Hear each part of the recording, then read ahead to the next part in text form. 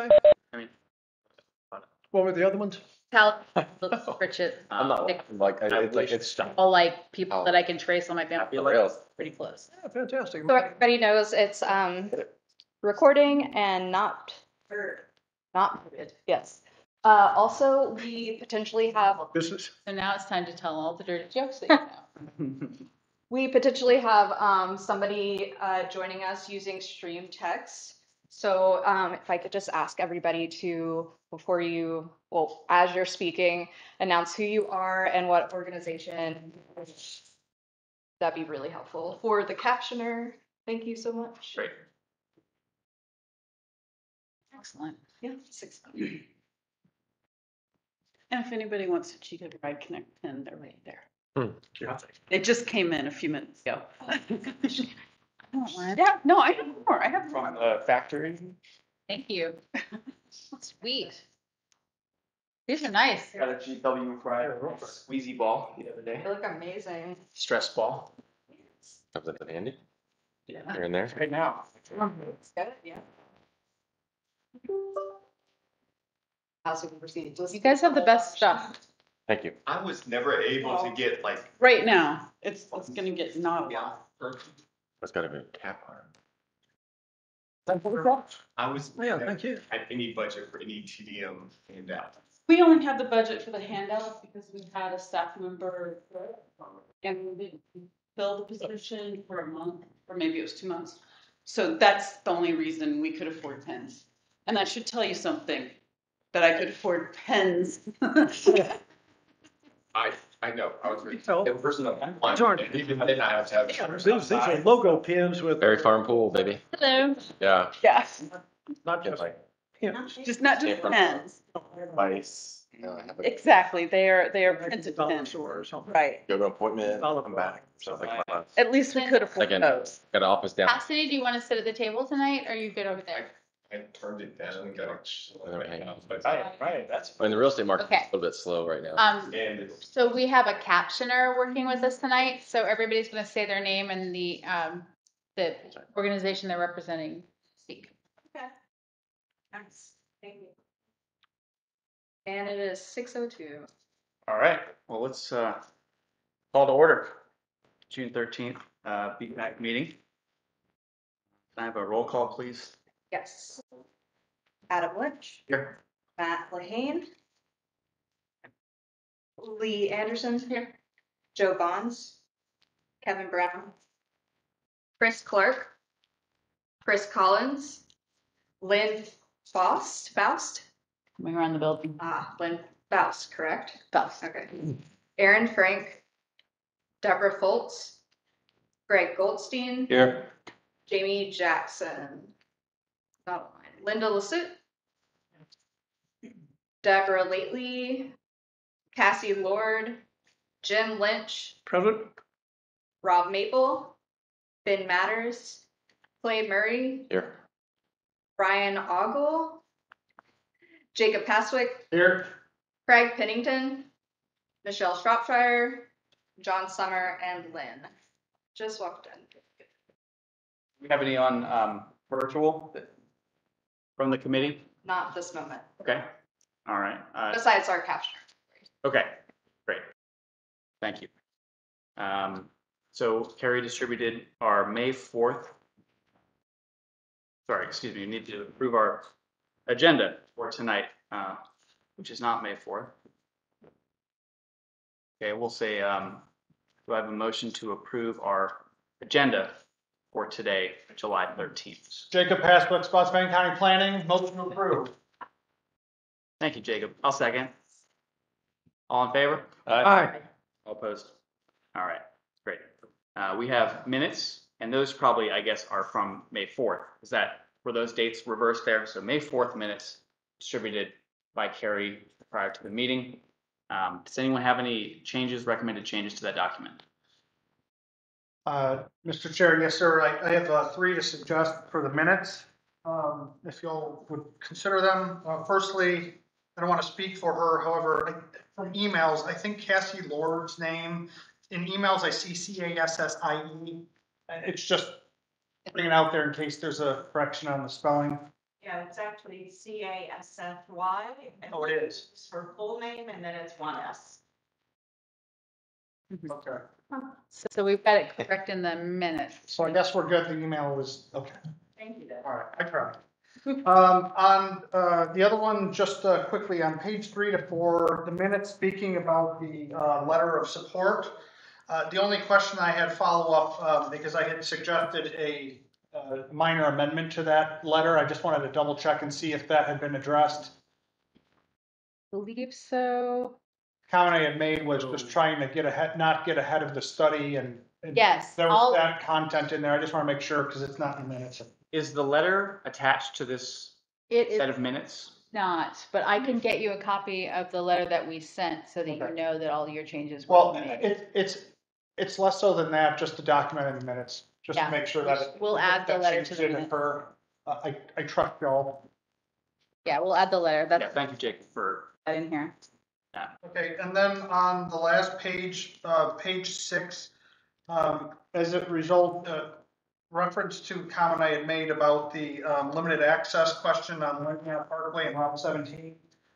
My suggestion is that on the third line there, it says shared use pass built all over Spotsylvania County. It's just in Spotsylvania County. Yep. It's an all over issue. It's Lake Anna Parkway and Route 17 specifically. That was the concern that I had shared. Okay, so I should just put in. That's my suggestion, yeah. Will do. Thank you. right. Jacob, I aspire to reach your level of detail when I read minutes. Thank you. So not be misconstrued. Yes. Does anyone have any additional suggestions? Otherwise, I'll accept a motion to approve minutes. So move. Do I have a second? All in favor? Aye. All right, aye. Great. Do we have any members of the public here who would like to submit a public comment? Still no one on the electrons there? Okay. All right. We do have a letter, I guess. Correct. Great. I guess we don't have to read this out loud. Who is this from? Jane Leeds. She is a advocate and member of the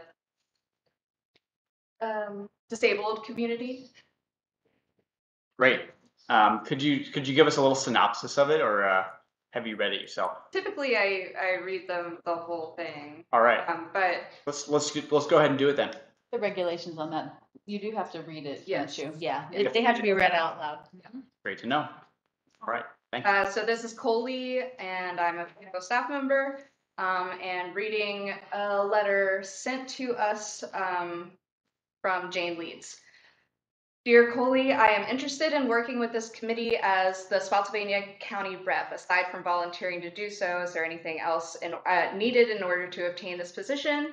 I plan to attend this meeting tonight using stream text and WebEx if available. If that is not possible, I would instead submit my opinions given below and an update about my request to VDOT to place audible signals at certain busy intersections in Spotsy County and the city of Fredericksburg.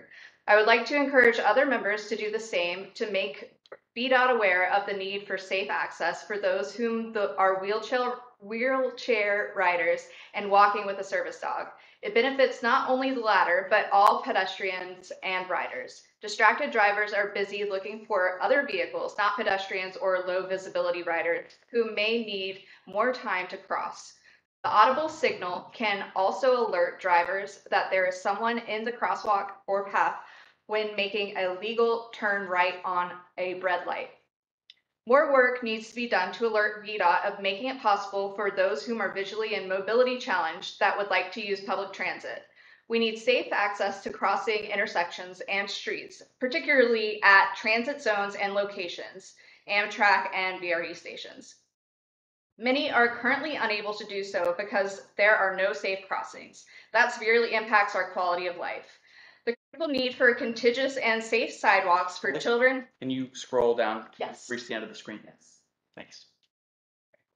The Need for contiguous and safe sidewalks for children, aged, and those whom are physically challenged is desperately needed. There is no quality of life for those whom have no or very limited access to a transportation vehicle or public transit if there is no safe access getting to from those options. Congestion on our streets and highways is the result of having to use vehicles to get most anywhere in our communities in a safe way. Walking to public schools, events, shopping, libraries, and other services is generally prohibitive in our counties in the central region of Virginia. The almost exclusive use of personal vehicles to get anywhere also contributes to the greenhouse effect and climate change. Finally, the committee needs to push the idea. One more down, that paragraph, yes. You're good right there. The committee needs to push the idea that high-density areas, downtown shopping centers, large communities like retirement villages, hospitals, and the Ballpark Expo Center need planning for the future. A light rail system that is accessible via sidewalks and bicycles can increase access and reduce traffic congestion in those areas during rush hour and special events. That has the benefit of needing less parking space for vehicles, taking up valuable land in prime areas of development. Many light rail systems are highly valued by bicycle riders as they provide special places on the light rail system for them in busy areas where riding is not safe. Those who are aged, unable to drive, disabled, underage can access the system easily and safely. Each car on the light rail system has lifts for wheelchairs, walkers, and people with canes, so there are few limits to their being able to get on board, as it is with buses that only have one way of getting on board. If it is not working, then one is left behind, hoping the next bus has a working lift or leaning capability. Spotsylvania County has a limited number of buses equipped with these devices, and one has to call in advance to secure a ride if it is available. Does that sound like equal access to you? It doesn't to me. One more item. There is funding, no matter what the politicians say, for all that I have discussed. It is a matter of priorities of how the money is spent. Too many bureaucrats do not think outside the box when it comes to transportation, safe and equal access to transportation, whether it is roads, ramps, bridges, sidewalks, bicycle paths, or audible signals. It all comes down to making it happen for everyone, not just those who own vehicles and drive by themselves. They are enabling the latter and not offering a desirable, meaningful, or affordable alternative to driving. That needs to change in the USA. Europe and Asia have already figured that out, but we continue to be the highest consumers of gasoline in the world. We can no longer afford that. Climate change is happening whether everyone wants to believe it or not. The fires in the West and now in Canada are the result of dangerously dry timber and underbrush due to the lack of rain. Our crops, beef, cattle. Am I? Oh, you're almost done. Okay.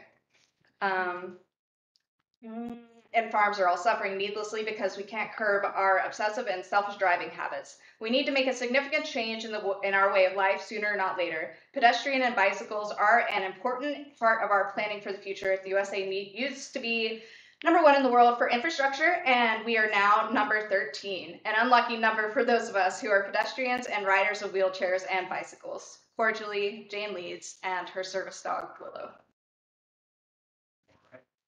Thank you, Coley. Is that our only letter? Yes. Okay, great. Do you think we have time in the agenda to do a little discussion on this item, Carrie? We can do it now, or, That would be the time to do it. Okay, great. Well, that letter touches a lot of points. I would, however, like to say that I don't like the term bureaucrat to describe our public servants. This is Chair Adam Lynch speaking. I work with so many government staff and other folks who are doing everything they can to overcome these kinds of structural barriers. And in fact, our government employees are often the leaders of these kinds of causes. We should be empowering them, not criticizing them. So please do in the future consider your language there. I agree, though, that we need to make our bike and pedestrian infrastructure more friendly to people who are disabled. And I think VDOT should be the recipient of this kind of feedback. And I appreciate that's being brought up. Some things that I think could be useful are a list of the specific intersections that might be useful for that. Did they submit? They did. She has in the past, yes. Great. That's information I would love to learn more about. I think also it would be nice to know just if we, say we, the BPAC committee here, wanted to get some sort of accessible device installed at a particular intersection, how would the machinery of government have to work to make that thing happen? Let's just say an existing intersection. I'm going to call on Jacob because I am guessing you probably have the most experience doing this sort of thing, Jacob. On the project management side, Okay. no. Are most For intersections, transportation staff.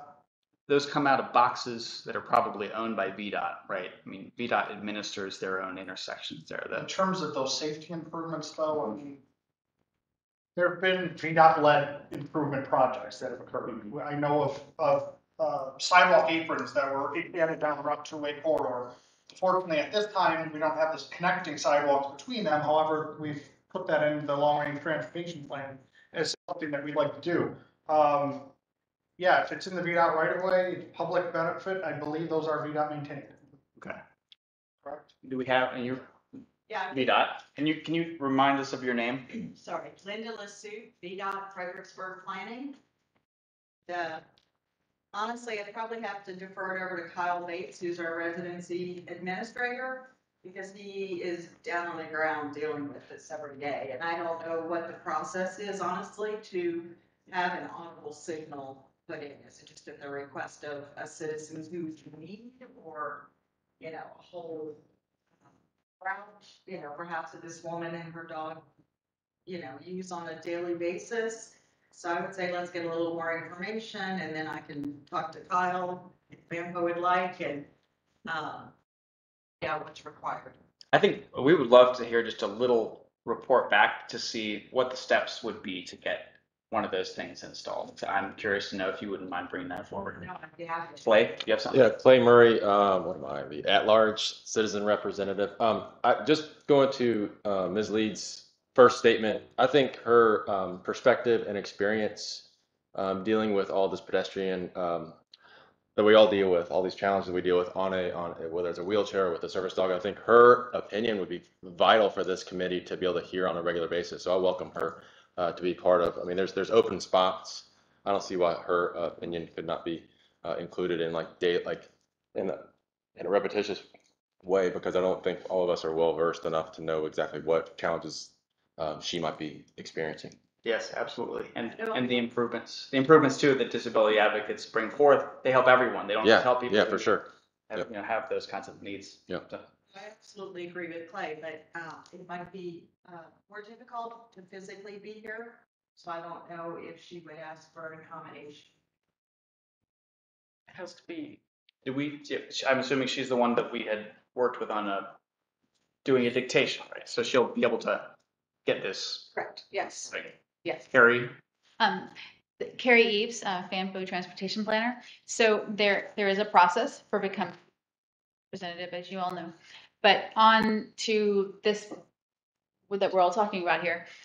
From a brainstorming level, it would be very interesting to see if there is some kind of federal funding to maybe do a study, working with the folks who need all of this equipment to see if we could find out exactly all over our city what the network would be, where these things are needed, and see if we could get some funding to install them. Like, there's got to be somewhere. So we have to figure out how to get it. And I think that would be a fascinating thing to do, to like maybe work with maybe the Disability Resource Center, for example, like in a collaborative study. Deborah lately is not on yet. Okay, because so we have a representative from the ADA community, and she normally is always here. And she had requested today to be on remotely, but she hasn't quite made it yet. Hopefully she'll get a chance to speak on this. But I think it would be great to do a collaborative study with them. Yeah. Jacob, were you going to say something? Yeah, this is Jacob Pasquick, Spotsylvania County Planning. I just want to, echo a lot of the feedback that we've already received, from discussion here. But again, I think I want to piggyback on your point about identifying those specific problem locations and see where we stand, whether we have some of those projects already identified.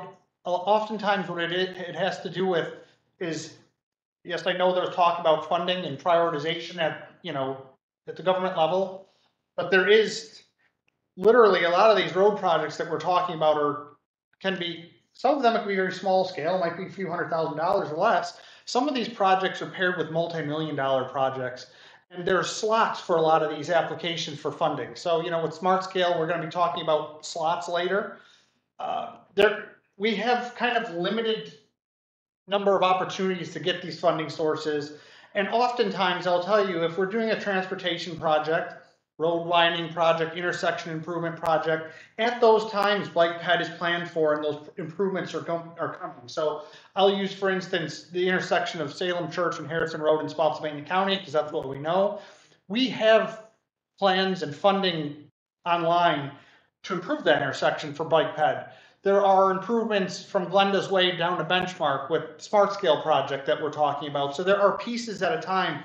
The unfortunate thing as well, I think I brought it up before, is we may apply for funding, we may not receive it because it's part of a competitive pool across the state, and we may not always score well. Fredericksburg region does score very well, and we've done pretty well, but in between the award and the actual time that goes to design and construction, there could be a gap of 5-6 years in time before you actually see the improvement. So that's one of the challenges that we do have. I don't know. I don't know if it takes change at the state or federal level with how much funding is made available, but I would say at a local level, I mean, we're dealing with ultimately a limited pool of funds, and we try to secure additional offset money and private development to build some of these improvements as well as development comes through. It is piecemeal, and I know regionally that is a concern. We have these sidewalks to nowhere. They start in one location and they just dead end. Oftentimes that's a result of private development, frontage improvements, and we'll try to infill. We're talking about, I'll talk about it later. I don't want to keep going on, but the Smith Station shared use path, for instance, we'll be seeing that. That's a gap closure project to extend the Spotsylvania Parkway trail system. So there's different ways of doing this, but unfortunately, it does take prioritization. So we need to know specifically where the issues are and see if we've already identified them. If not, how can we get them prioritized in our list? Start pursuing funding for them. So Great. That's what I would say. Yeah, thank you. So this is back to Adam Lynch, Chair. One thing I often see is you regularly see these kinds of things bundled into regularly programmed improvements or upgrades to these intersections. So, one example I think was Chatham Bridge at the intersection of William Street and Sophia Street. There is an audio device built into that intersection. So when you press the button to summon, the walk signal, you get, I think it says wait. For what it's worth, I'm not sure that's the level that we're really looking for in this letter. Maybe looking for something that kind of pings when you're ready to walk, but at least it's a start. And there's also precedent, at least in the city, when the city upgrades its or resurfaces, repaves its streets, they bring their sidewalks up to ADA compliance, which includes creating a directional ramp at every side of the intersections, which helps people who are blind straighten themselves out to get across the intersection to reach the other side, instead of leaving them to simply go you can get off track if you're not given kind of a straight line instruction there. So taking that same program and sort of cloning it, I think is something we should consider. All right, great. Well, thank you for the comment, Ms. Leeds, and we hope to see your continued participation in BPAC.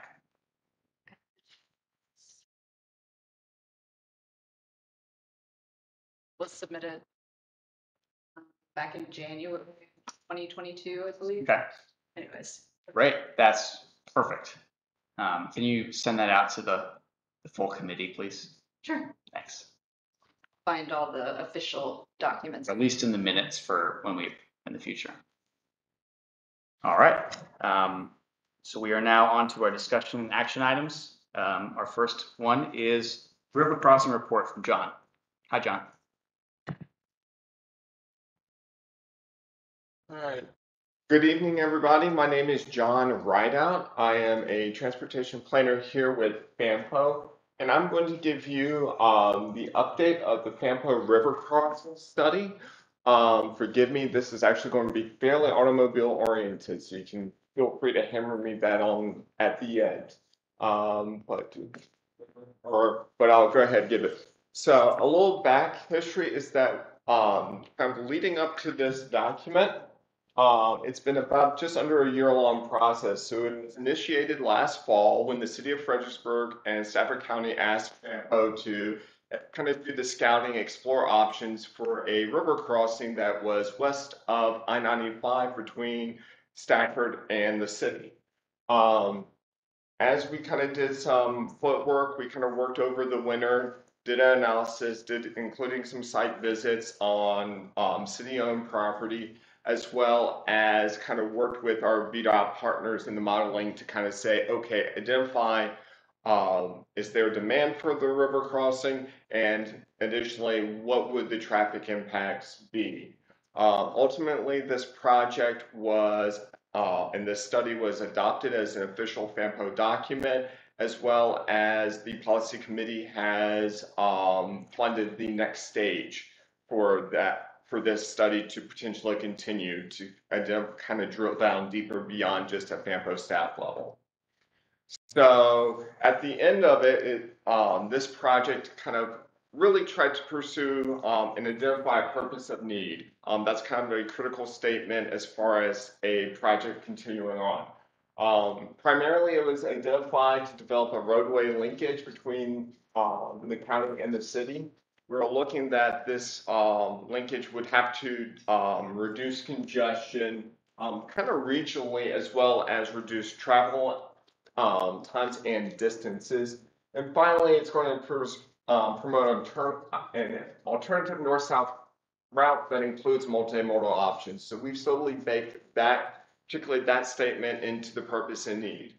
And we've also been setting this up as the alternative, because currently, right now, depending on who you might talk to, we already have the solutions currently being built. So we always like to pull up this, and this was actually an ongoing staff item, is just pull up the traffic impacts of the region each day that we were working on this. So actually, we kind of kept a rolling group of images. But basically, any week, there might be multiple instances where something happens on 95, and that entire volume has to rework its way through the region in order to get around that bottleneck and then resume its path on the north-south. And so when we were doing a lot of the initial ones, it was just a constant item. And of course, what does that happen? It doesn't just mean that Route 1 gets backed up. It also means that Route 3 gets backed up because they'll go all the way out to the eastern part to cross the river. It means that William Street will get backed up because they'll try to all come through downtown. And what that happens is that you see this cascading effect anytime there's an incident on 95 where the region stops. And if you're having to deal with impatient drivers trying to get through downtown Fredericksburg because they're annoyed that they've had to go through an alternative route just to get around 95, you know the frustration of folks going through our local network. So the solution right now is we're going to be expanding 95. And yes, this will ease the congestion and experiences of the volume of 95 that has to get redistributed to a point. However, if it's still a backup on 95, that traffic will have to go somewhere. But at the same point, this still hasn't solved a solution as far as if you're not in a car, how do you get across the river? I gave the two easiest examples. If you're extremely brave, you can try the Route 1. If you keep a nice narrow single file, yeah, you can get there. Or if you try to go through more of a pedestrian-oriented kind of route, you have to go all the way down to the Chapman Bridge and back over. So it's a very long route. So any route that we were proposed west of the river would actually be made available as a linkage through the the trail networks and infrastructure here, as well as there's some half-decent amount of trail and sidewalk connections north of the river as well. So at least having something, depending on where it is, will allow folks not to make what we call the river C, which in reality, this is also what drivers are doing too. So it's kind of a big struggle there. So we make comparisons to other places. If we start looking at other medium-sized MPOs, our bridge network is lacking. Even looking at MPOs with a smaller population, Roanoke has something like 27 bridge crossings. Granted, they're allotted 2-lane bridges, but we'll take that. We could have 26 bridges, we'll take it in a heartbeat. Petersburg, actually closer to where I grew up, has 8 bridge crossings. They have the same number of interstate lanes that we will eventually get to once our things are. They also have more local roads and a lot more 2-lane roads crossing as well. They still, their bike and pedestrian infrastructure crossing there is still limited. They have some greenways along the Appomattox there. It's limited, but it still is 2 or 3 times better than what we have. And we're a slightly larger NPL. So we still see that, yeah, there's still a need when comparing ourselves to other medium-sized areas. What we worked on in the winter was also saying, okay, is there demand? So we took streetlight data. If you're not familiar with it, it's basically big data tracking cell phone usages. We put up gates across the river. So anytime anybody crossed the river at any one of our 4 points, that either the trip started in Stafford or in the city of Fredericksburg or Spotsylvania and crossed, we have that kind of trip data and asked, okay, where are they going? So we said, anybody in Stafford who's crossing the river, coming south, where are they going? They're predominantly going into Fredericksburg and kind of this Spotsylvania along the edge, and they're going to Central Park, the mall, clear, like doubled everything else. And then you have the folks going to the hospital area, and then to a lesser extent, the mall and kind of the eastern side of 95 along Route 3. When we looked at folks that are from Fredericksburg and Spotsylvania going north, they're going to the Southern Gateway and Ferry Farm Walmart. It's quite what they are. However, when you're looking at this area, you actually have multiple paths getting across. Most of the traffic is going west of 95.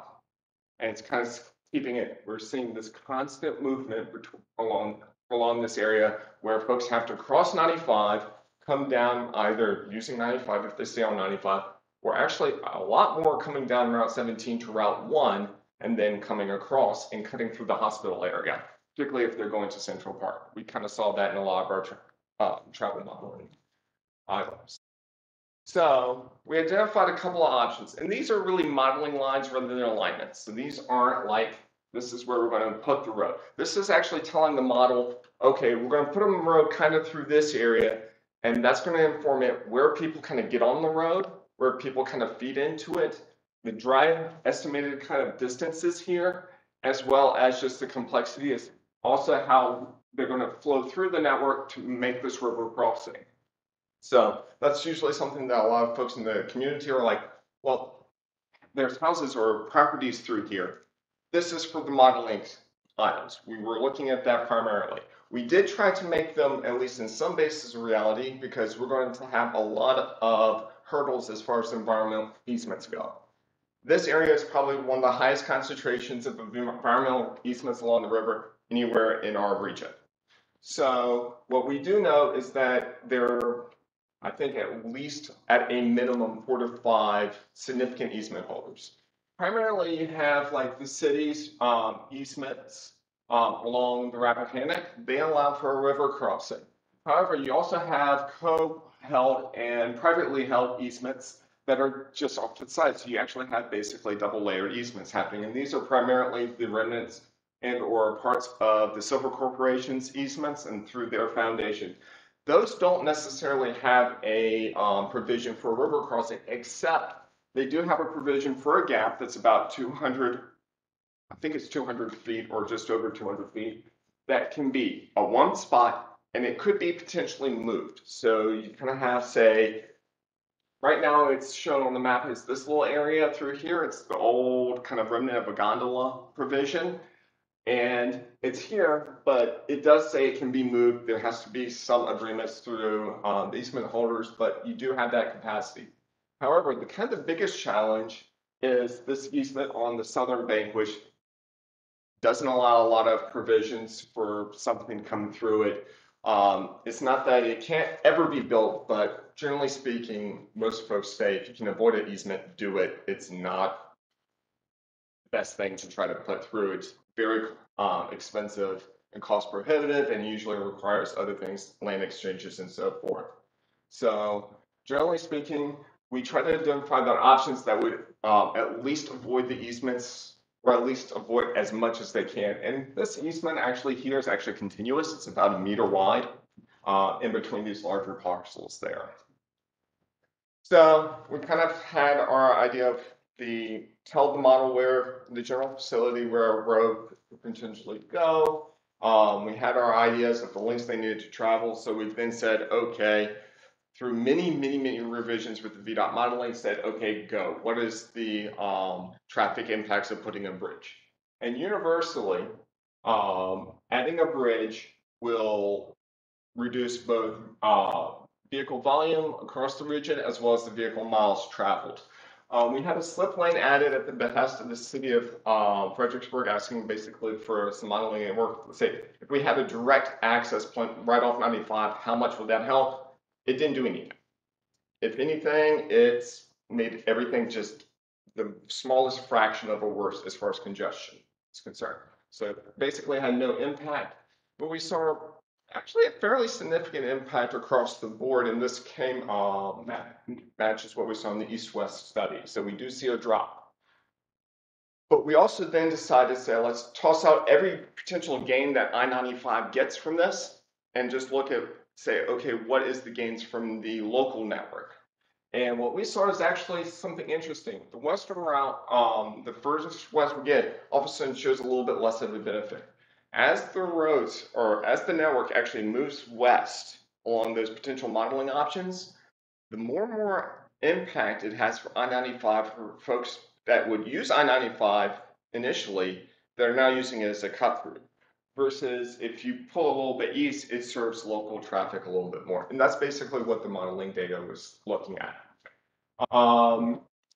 And when we look at our congestion reductions to the volume to capacity analysis, we do see that all 4 of the bridge options offer, you know, a fairly significant amount. But it also depends on where that option was and what time of day. Option 3 and option 5 pull a lot kind of during the midday and overnight. For whatever reason, they've reduced congestion between, what is it, 6 p.m. and 6 a.m.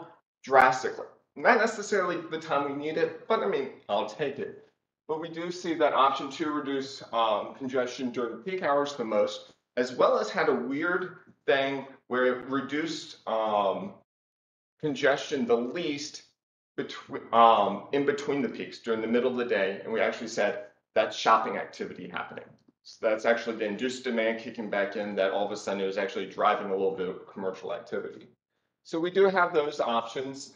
We would say, okay, this is good, and we can kind of move forward. We then took that and said, okay, what's the impacts on all the roads? And generally speaking, bridges reduced a lot of the congestion and everything, and were generally positive in a lot of frames. Except for as you move west, you start seeing a little bit more of traffic redistributing along different ways. So again, you see a little bit more impacts, a little bit more negatives as the route becomes less of a connection between the high demand areas and starts becoming more of a regional cut through. So we do see that in the model. Some of these worst items where the congestion increases the most, they basically go from roads that are currently dead end or not used to being kind of a major connector road. So the biggest gains here, surprisingly, are the hospital area. Apparently right now, the model is very big on that. The hospital corridors are actually a kind of a cut-through area that folks aren't really trying to use that as a back route, and so we see congestion reduction along that area. Digging down a little deeper, you can see how traffic would potentially be distributed down the roads to this. We kind of looked at the neighborhoods in and around this a little bit more. There's been actually a fair amount of public participation and activity with this. And just to see how the traffic volume is distributed, because we kind of use this also to see, okay, how can we balance traffic flow? So Option 3, which I'm sorry, it's the orangish color that's kind of in the middle, relies on both Green Bank and Celebrate Virginia Parkway to feed the bridge. And you can see it's kind of in the middle for a lot of these items. It shares the burden, both routes share the burden of the bridge. Well, option 5 shifts traffic volumes over to Green Bank. Option 2 and option 4 shift the traffic burdens over to Celebrate Virginia Parkway. Option 2 actually diverts traffic off to the new road, so it would actually shift over here, and that's why you see it drop off. But you kind of see that, okay, depending on which roadway network you kind of choose to do, you can kind of divide the traffic impacts in this area of the community in different ways. And then we also looked at south of the river crossing. Spotsylvania was kind of key in some of their participation, that they didn't want a lot of impact to Route 3. But overall, this river crossing is inert to Route 3. If you look at the total congestion volumes and everything, it's actually a slight positive in congestion reduction, mostly because it will drop traffic significantly, kind of in between 95 and Bragg Road. It's going to remove a lot of cars there. The trick is all of a sudden you actually see a bump. And each one of these bars is about 3,000 to 4,000 cars. So approximately about 5 to 7% current volumes. And so you start seeing it blooms right here, what I call it the Spotsylvania bottleneck between Bragg Road and Salem Church Road, because it's the only east-west option. And then it dies off after Salem Church. We're actually seeing model activity that it'll actually pull traffic up from Salem Church Road up here and back up to Bragg Road. But we're looking at volumes that are about 3,000 to 6,000. If you're looking at the total volumes of the bridge, that is just under 10% of the bridge volume. We're expecting a lot amount of the bridge volume that we would gain for this will actually bleed off relatively fast into the neighborhoods, particularly on the southern side. So you're saying basically folks are going to Central Park, which is kind of matching what our origin and destination charts kind of showed. North, it kind of bleeds off a little bit more slowly, but we could actually see the impacts of, say, the Celebrate Virginia community as cars would come off the road just from their activity of it. So in comparison across the kind of region as a whole, it would kind of fall somewhere in the middle upper way as far as the river crossing.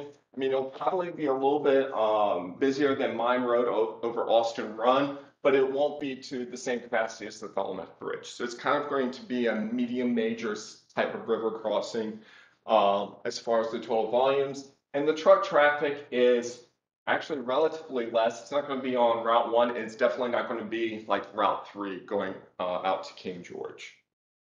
Bit different. So again, this is now presented to the FAMPO committees. It's been adopted, and so we're at the next stage of trying to get out proposals out to our consultants to actually take the next step, and we're outlining the scope. So, are there any questions of that? And now you get to hammer me on all the biped stuff, because I know I basically just showed you a whole lot of car volume. So. Yes, I have one question. This is Jim Lynch, the Potomac Heritage National Scenic Trail, among other things. Would this crossing be a possible location or relocation for Route 1, the East Coast Greenway, those kind of national trails that pass through our region? And number 2, what would it take to model this for bicycle commuters in particular? Walkers would be more recreation oriented, I think, but bicyclists would touring bicyclists on one of our major trails would be one thing, but we always look for ways to encourage bicycling to work, shopping, or. As far as the East Coast Greenway, I'm not sure. That would be my thing. item would be, it would always be another alternative path that for a river crossing that should the East Coast Greenway, once the final alignments kind of really starts hammering in, it's another option. So if it ever becomes, say, no, we need to move this way or that way, it becomes an option. Yes. Jim, the East Coast Greenway at present is pretty far east. I know where it is. Yeah, I was just I wondering. doubt they would want to go like move again and go west and like, you know what I mean? I do.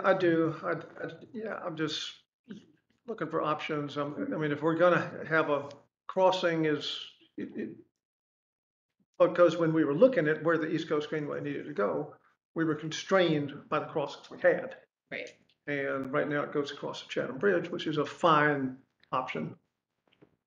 I suppose the answer is maybe.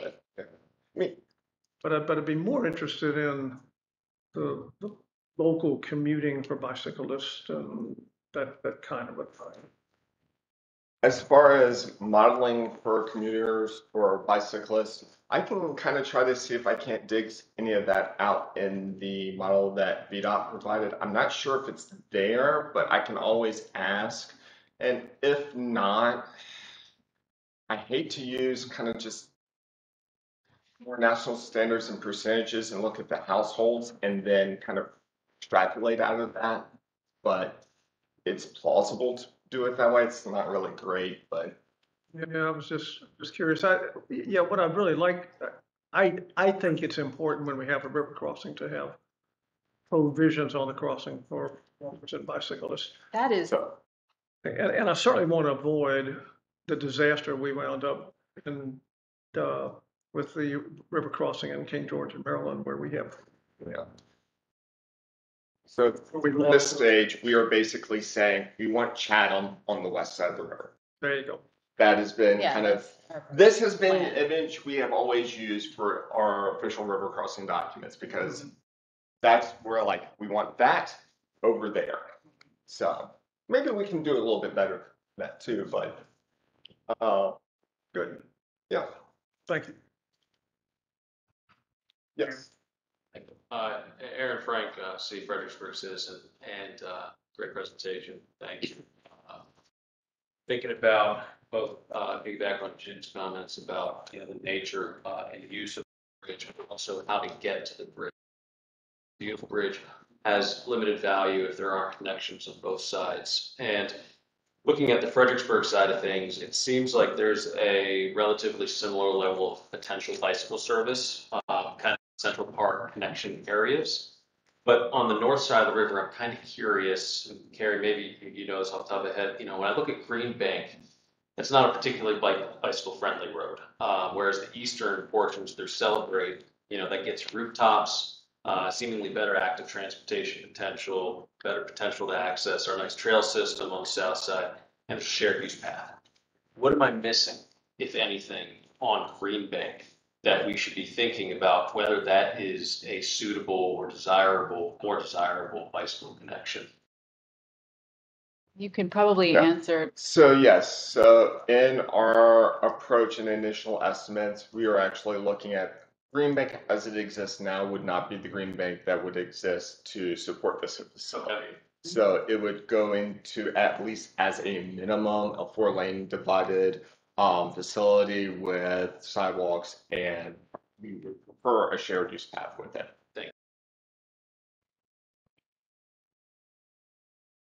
Any other questions? Okay. Those are too easy. I'm gonna hit you with the hard ones here. Okay. So I first I'm gonna vent a little bit because over the years, I hear from, especially old Fredericksburg, they say Central Park saved this city, as if, Carl D. Silver building Central Park, fixed the finances of Fredericksburg for forever. But I think as those models showed, what it did was it overwhelmed our road network in many ways by having this massive commercial hub in an area that was not well served by local roads. All we did was kick the can down the road and said, well, you're gonna have to pay these millions of dollars back that you just received in your tax to build a more robust road infrastructure there. So it's sort of the folly of building our community exclusively around the automobile right there. I mean, that is the problem with it. Question I have, you mentioned induced demand. Can you define induced demand? So this is further in the report. You can kind of find it.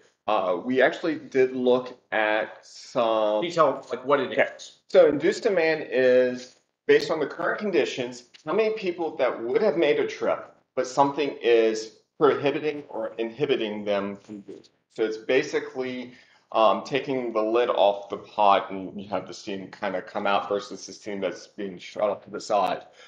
We do look at that. So the idea, just to clarify, because it's important, is that if you potentially widen a road, you add more capacity, you make it easier to drive, people are now going to choose to drive when they were not driving. So you get people piling onto the interstate, and now you've overwhelmed your roads again. To a lesser extent, yes, that is one way. Do you think we could have a problem with that with this road project? This road project actually suggests that we're going to actually lower the BMTs. I know that's and it included induced demand. So, because what we are seeing right now is people are making a very inefficient automobile trip, which is currently the only option. I mean, even if you were to take transit from this corridor, it's not inefficient. We're suggesting that it's going to be a direct cut through across the river, that because of the inefficiency of so many people having to cut across so many corridors and through things, that it's actually going to basically say, here's the shortcut, you're going to drive less, and you're going to have an option for something else to exist. With the induced demand, that is actually included in our model. So even with more folks who are saying, you know what, 5:30 stinks, I am not going to leave my house because traffic's bad, even though it's a short trip somewhere, then yeah, that's included in this model. And we do know that the capacities are some of the vehicle volumes increase, even though the volume total vehicles increase, but at the same time we see less traffic because they're driving smaller segments. So each time they hit like a little kink in the model, it's how many cars are here? How many cars are here? We can see that it's almost like vehicles increase, but they also disappear because they hit less of those little points where the model is counting vehicles. It is kind of a weird thing that, yeah, folks are just doing it and they're going to do it. Well, I'm glad to hear that the model does incorporate induced demand. So, Clay. I just want a quick question, just for my own history's sake. Silver, Virginia Parkway, 4-lane road, can handle volume. You know, I think that's Gordon Shelton's 4-lane road, can handle volume. There was planned when those two were when they were built to have a connection. This is not like just like, oh, you know what, like there was, I'm sure there was talk, there was somewhat planned. What happened that failed? I mean, that this should have been done 20 years ago, and we would. I mean, we've heard about it. We've heard about this like this western connection, and these roads were made with the vision to have this bridge, and then it's like now here we are, like, you know, up to like 15 years, 20 years later with this problem with these parts that we're trying to now connect. Like, does anybody know why it didn't happen then? A lot of different various options that were proposed in the past, and at some point there's always been a critical flaw or failure that has swung a jurisdiction or an entity to fight and oppose it at some point in time. There's always been kind of a poison pill in some one options. I actually have like old 1994 maps, lines drawn as either that it kind of got sprung up on people. You had election decisions during the process during election season where those who were being opposed are now the representatives and shot it down. Or there's always been something where a jurisdiction or locality pulls support for the project and the project has died. But yeah, it's been a 3 or 4 decade plus long process. Options have always been proposed, reproposed. Developers have been building almost to a lesser extent, anticipating a connection somewhere, and it's always quietly failed on some level. Yeah, so this is Adam again. I know that in the past, most of the efforts to try to bridge the Rappahannock have occurred west, right, which would connect Spotsylvania to Stafford and bypass the city. And I know that one of the reasons they haven't built it is because environmental voices like Friends of the Rappahannock have fought those efforts, which I think is a good thing. I don't think we should be incentivizing new development out there on the western side of in our rural areas. I'm glad to see that. I think this is maybe, correct me if I'm wrong, the most serious attempt to bridge the two sides of Celebrate Virginia that has occurred. I mean, was there ever an official proposal aside from a, hey, maybe we'll do it later, we'll connect the two sides of Celebrate? I mean, is this the most serious attempt that you guys in your experience have seen to connect those two sides? You're nodding here. Yeah, they've always been, Maybe as I remember it, Right here. it's been further west. Hey, He and Yeah. then with GWI. yeah, right. I can at least say there's been a line that has come down that Cannon Ridge Peninsula at some point as a optional alternative in some part of the document since 1994. I agree, but it has been one of several lines and the other ones were way farther out. I think perhaps now the climate is such that we are more aware of induced demand and sprawl and the problems that are associated with it than previous decades have been.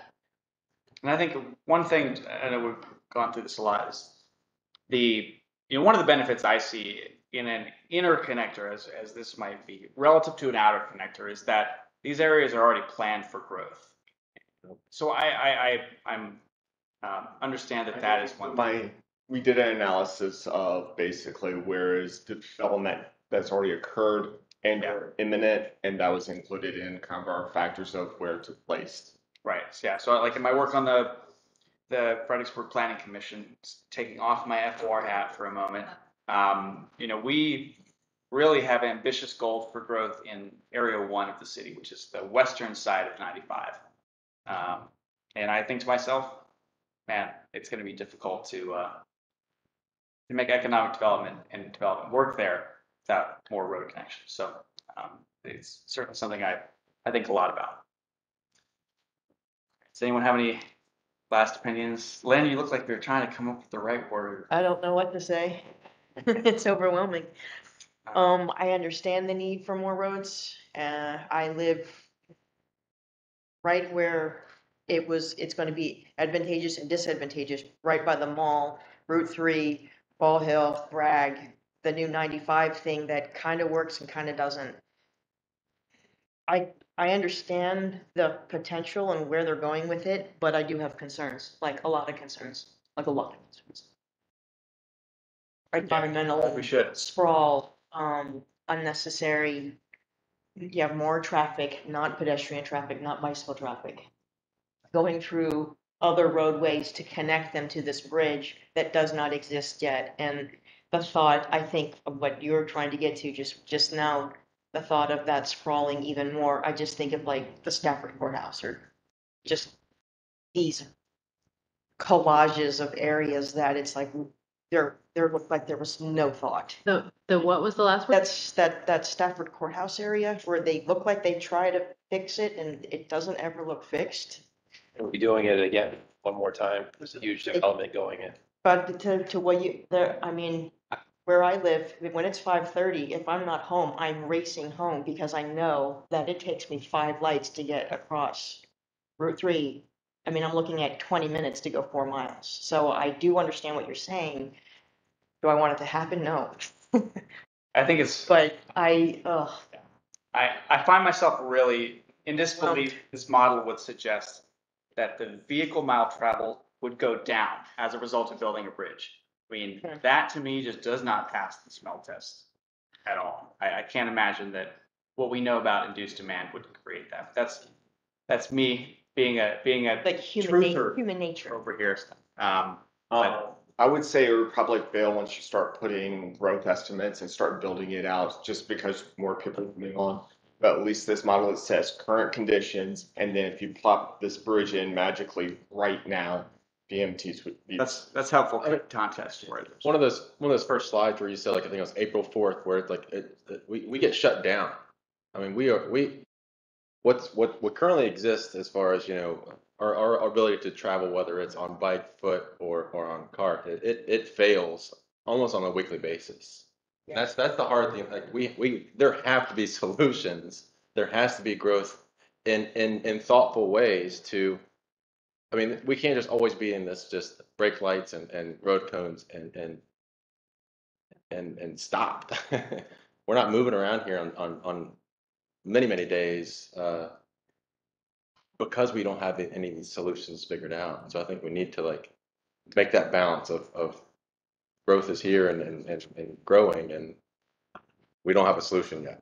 The one thing I did admit that I'm now thinking of and getting into this, so in order to make this happen, it's a $200 million project at a minimum, which is about the same as from about what they're spending on 95 right now. If I had my ultimate plan away, I would have a whole bunch of 2-lane roads, realistically. But unfortunately, the way it's said to cross the Rappahannock, I got one crossing. And that's kind of what is the kind of a stinger point, because I'll be like, yeah, I would rather have a lot more distributed along a lot lower, smaller capacity roads that's sharing the network better. You don't mean I would disagree with that. I love our, Yeah, I was gonna say, and I love being on it in a kayak and not being served by bridges. I think you mean from a point of view of moving traffic, not that you actually want to cross the river a whole bunch of times. Like in a perfect Well, world. No, actually, no. Hey, I will come out and say that. That's on environment. I would rather have what Roanoke has than what we have. I would rather see smaller roads crossing the river than 12 lanes crossing a gigantic span. Because I mean, I recently came from Asheville. We have the same issues as separating local traffic from the interstate that they merged all together, and then we tried 40 years separating it. But those 2-lane roads that cross, you know what? They work and they provide access points. Right. I think we understand what you're saying there. Yeah. All right. Well, I think we should go ahead and move along. Time. Thank you, John, for that presentation. All right. So next item is smart scale area. Yep. Which is also, did you know, an acronym? It's one big acronym. Right. It is one gigantic. I don't think anyone knows what it actually means. Is it an acronym? Can you recite what smart scale is? Wait, I don't know if I know all the letters, but System for the Management of, hang on. Oh. What did True meaning. I know what scale means. I know what scale means. System for the Management of, what's the A and the R, Linda, do you know? No, I'm looking it up. AR. So bad with the. ART. Okay, and scale is like, what?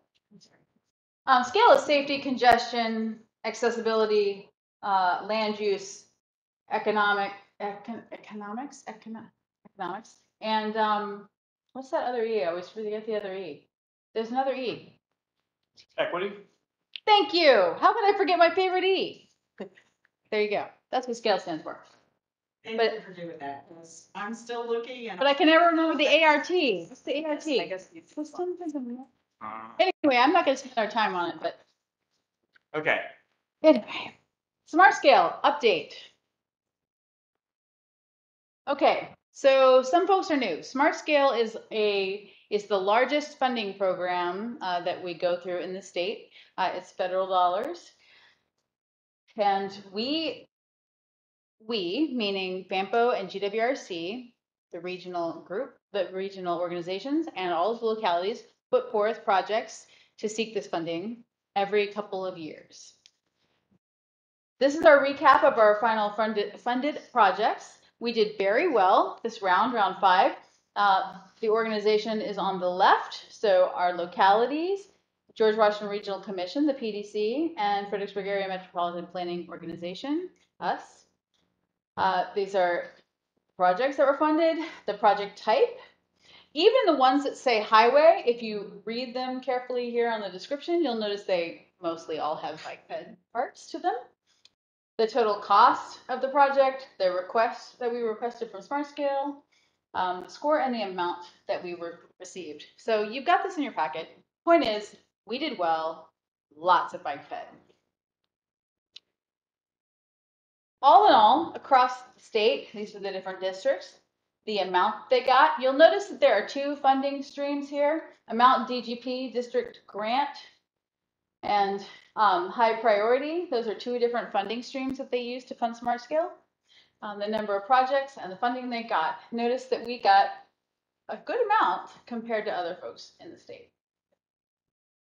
We did very well. Hey, Carrie, just out of curiosity, the total column doesn't add up to the two other columns. Is there a reason? I pulled this right off of the Secretary of Transportation's presentation. So. Thank you. Mm-hmm. But changes may be coming. So after every round, a review is conducted. But this time, the State Secretary of Transportation has called for a more thorough process review. So the Office of Intermodal Planning and Investment, lovingly called OIP, a team of consultants and the Commonwealth Transportation Board are conducting this review. They are reviewing the scoring process, the selection factors, and even the number of applications that we're all allowed to submit. All of these things could change. Their process review, they're doing a statistical analysis of the outcomes of all the past funding rounds, all 5 of them. They're reviewing the process and even the perceptions of bias. They're going to identify possible improvements, including application updates, how they communicate, and possible improvements that they can do to the process. And then they're going to recommend, and they have been recommending, procedural changes. So when they did the process analysis, they found what they consider a bias for small projects. That's the data that they have come up with. And a growing bias toward bicycle and pedestrian projects. So round 1 through round 5, this is the funded small bike ped versus unfunded small bike ped and total submitted. So every round we collectively through the state have submitted more and more bike ped projects, which is fantastic to us. And we have gotten more of them funded. But that also means that the scoring, so according to the CTB, the scoring process is biased towards small projects, biased toward bicycle and pedestrian projects. And their data is showing why. So Smart Scale, as I said earlier, uses 6 scoring factors: safety, congestion, accessibility, land use, environmental quality, economic development. Accessibility, by the way, is equity is under accessibility. The CTB found that land use was heavily weighted with a resulting bias towards smaller and bike ped projects. So in each round, you can see the percentage that each of those factors is given. Land use has gotten much larger in the last round. So this is a percent of the funded project benefit by factor area. Land use is greater than 40% of the total benefit score. So why is that? Who determines those percentages? Well, that's the question. Like that is something that is determined by. I'm sorry. No, you go ahead. You speak if you have something. Oh, the people out there driving. I drove by it. I moved away thinking they were going to hit the glass. So that's the Office of Intermodal Planning and Investment. Buildings has been hit. OIPA comes up with all that? Yeah, that this is a state funding program, and they're this is something they've designed, and now they're reviewing it to see. They didn't realize that it caused this bias. Now they're looking at it. Terry, real quick, I had a question about the columns. So land use, as the land use goes up, the environment, is that environmental impact? Environmental quality? So yes, the environmental impact stuff is this is stuff that we don't tinker with too much. Like it's internal stuff. Okay, the numbers just looked, I just wanted to make sure I'm understanding. Exactly how they're all related. Okay. Like as land use increase, how would there be a decrease to the environment? So so some of the environmental stuff is good and some of it's not good. Okay. There are positive and negative bits. Okay. Also, good land use creates good environmental outcomes as well. So I'm sure there's So lots it's of entanglement quality there. of the land use. Yeah. Over, okay. Right, that's Quantity. the idea. Oh, is that what you were asking? Yes. Land use is a positive. Okay, Yeah, thank we- you, we thank you like- very much. Yeah, Like land use. yeah, sorry, I wasn't, Okay, I didn't, sounded like. Yeah. I didn't click on that. Okay, Yeah, it's good land use. good land, Yeah. That's why smaller projects generally get better. thank you.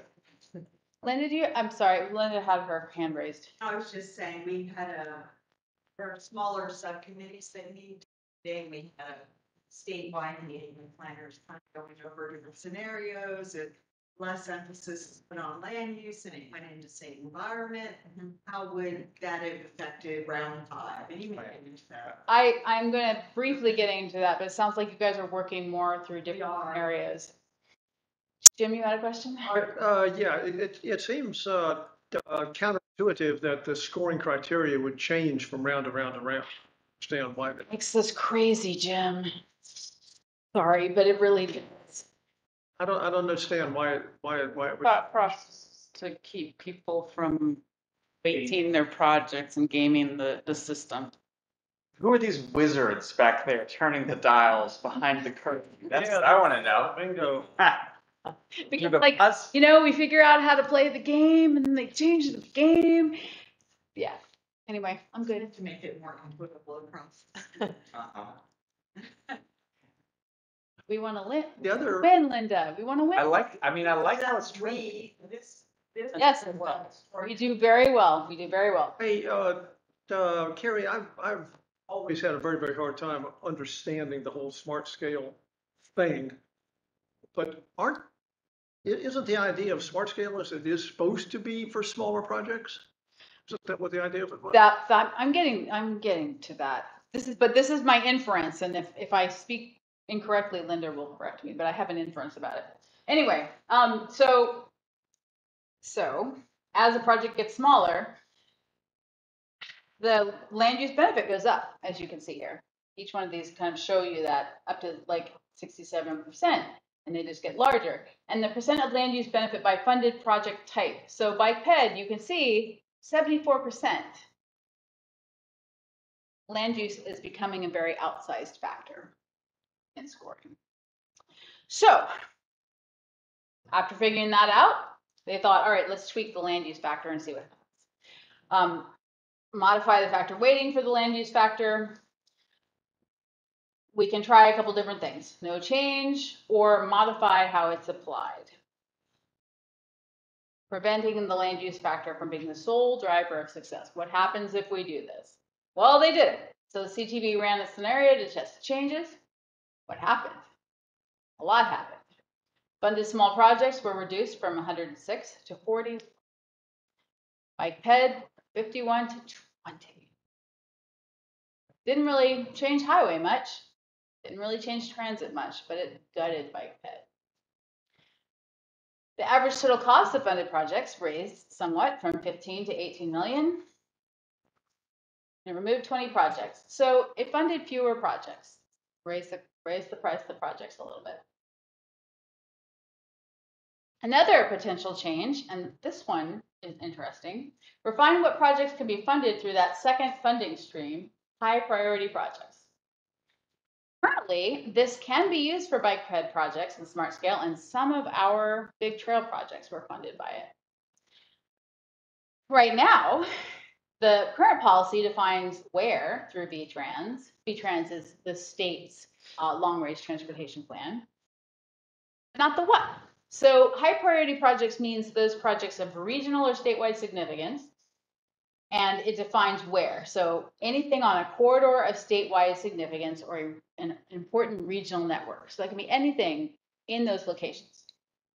This would change that policy and define what? New capacity highway, managed lanes, new interchange, new passenger rail stations. So large projects. So that would mean that HPP can only be used for large projects, excluding bike PED. When they did that, when they did a scenario that combined both the changes, changing land use and refining what HPP could be used for, bike PED went from 51 to 15. That's statewide figure, right? Statewide 15. big land area, 15 projects, that's ultra competitive and highly unlikely. And this is assuming the same amount of money is distributed, just change the weights of those 5 factors. Wow. Yeah. Slightly more highways, but bigger highway project, probably So road wide. the average funding for a project went from 15 million to 31 million. Perhaps that is what they're trying to aim for. Perhaps that is what smart scale is meant for. I'm hearing a little bit of that. Is that what you're hearing? That is smart scale for larger projects? And if smart scale is meant for larger projects, then how do we fund all these small bicycle and pedestrian projects? If that's what we're supposed to be doing, then we need a lot more in transportation alternatives. We need more in CMAC. We need more funding programs if smart scale is supposed to be for these big projects. Yeah,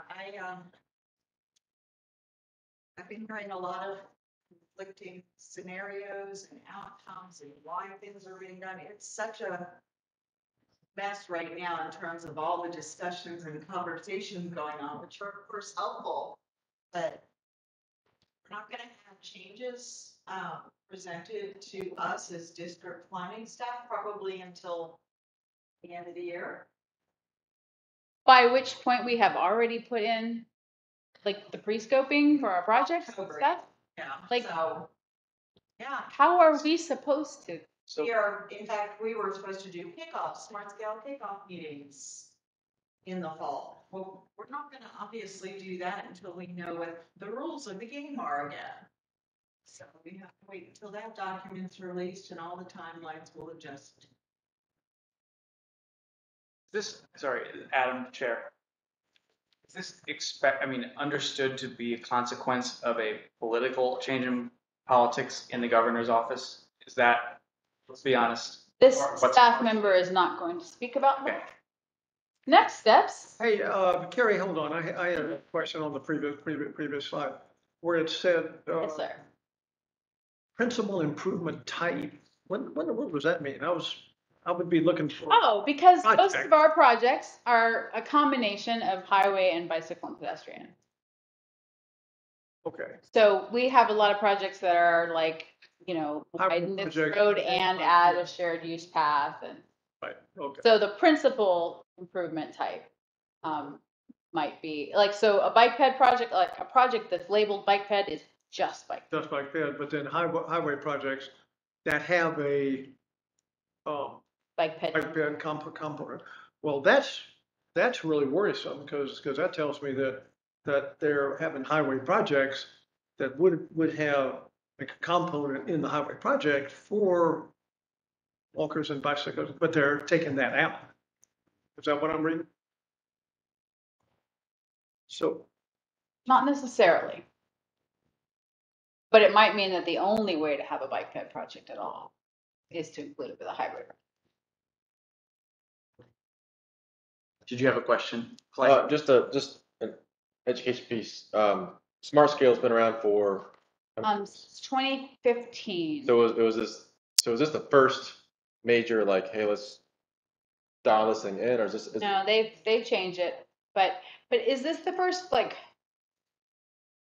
This one seems untimely. Last year was a minor overhaul. Yeah, this one seems like a major overhaul at a bad time. Like big overhaul, I think it was second or third year. I think second and third. And this one, of course, they're just kind of cutting it out, put it back together. So who those influences are.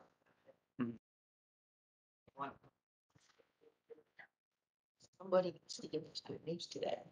Is there expected to be some kind of public input in this process? That's what the next slide is about. And the next slide is wrong because they changed it on us at the last minute. So the CTB's next meeting is being held in Fredericksburg with a public hearing on July 18th.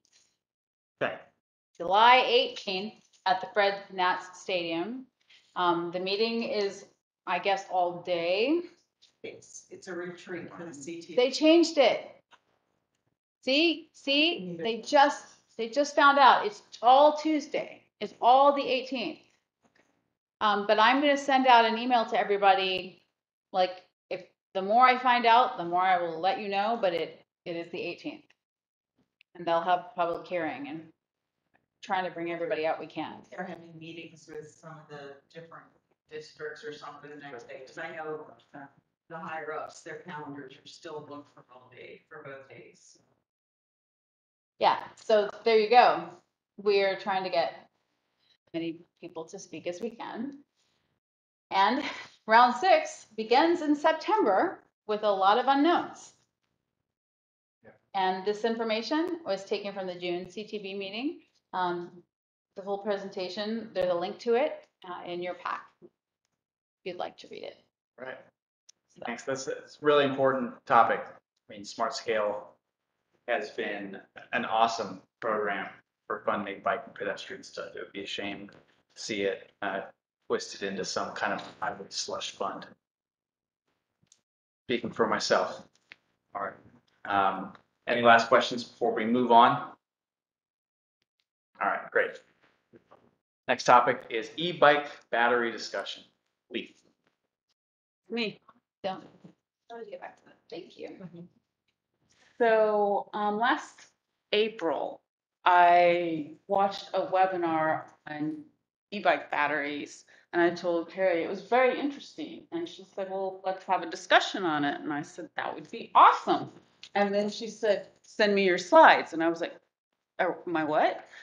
So here are my slides based on my vast knowledge of e-bike batteries on that 45-minute webinar, which isn't that much, but they brought up a lot of good points. There's been some very bad stories about e-bikes causing electrical fires, and these electrical fires are intensely hot, and they do a lot of damage very quickly when these bike batteries explode. They literally explode. They blast through walls. I watched a video where it blasted through the entire hallway and into the 2 adjoining rooms, so it just shut down the access to get out of the house for anyone who was in the house.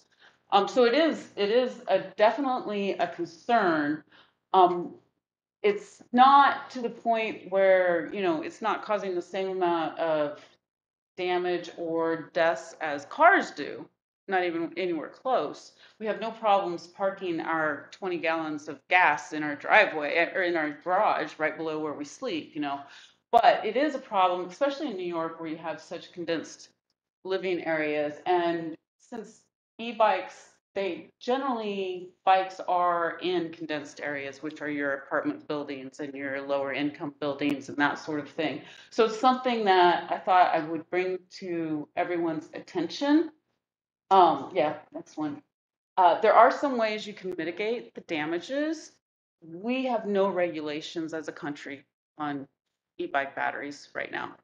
So the UL does have the e-bike electrical system. You can get it used to be Underwriters Laboratories, which has changed to something else. I have no idea what.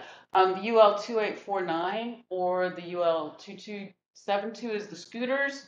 And then you have light electrical vehicle batteries is the UL 2271. But you can have those batteries will not explode unless they've been damaged in some sort of way. If the bike's been in an accident or if it's been dropped down cement stairs or something, then it's not safe anymore. So there are some ways you can mitigate these in apartment complexes. Unfortunately, apartment complexes have gone to just straight banning e-bikes instead of something along these lines. So I just wanted to bring that to your attention and see if, Great. Thank you for that. Yeah, so I will tell you that the directions on my e-bike, which I love, I'm in love with my e-bike. It did say to not charge the battery inside a dwelling, which I read and promptly did not pay any attention to. I watched this webinar and it now gets charged outside on the edge of my patio. And it does not get stored in the house. But all right, does anyone have any questions for Lee? Um, yeah, the only question I would have, and this is, Jim, does, I presume this applies both to e-bikes that are pedal assisted as well as those that are not pedal assisted. That would be true, I'm sure. Yes, to both of them and to scooters. And oftentimes these fires that you read about are actually caused by scooters, not e-bikes, but they just lump them all into the same category. Just a quick question on the presentation. Were there examples, or was it clear that there was actually an effort out there to go ahead and try to consumer protection? Just go ahead and do exactly what's kind of being suggested here, is go with something that's certified and less risky? Since then, yes. Okay. So at that time, no. At the time I watched the webinar, no. But New York City they're at the forefront of this because they have something like 60,000 electric bikes that are making deliveries all over. So these bikes are getting used. These people carry like 3 and 4 batteries with them and switching them out, and they're doing hundreds of miles every day. So New York they're trying to implement restrictions on having bike shops be able to just throw together a battery instead of having it certified and refurbished correctly. There have been fires at bike repair shops. They also have put some infrastructure in place where people can charge their batteries at a public charging facility that's outside and not in an apartment.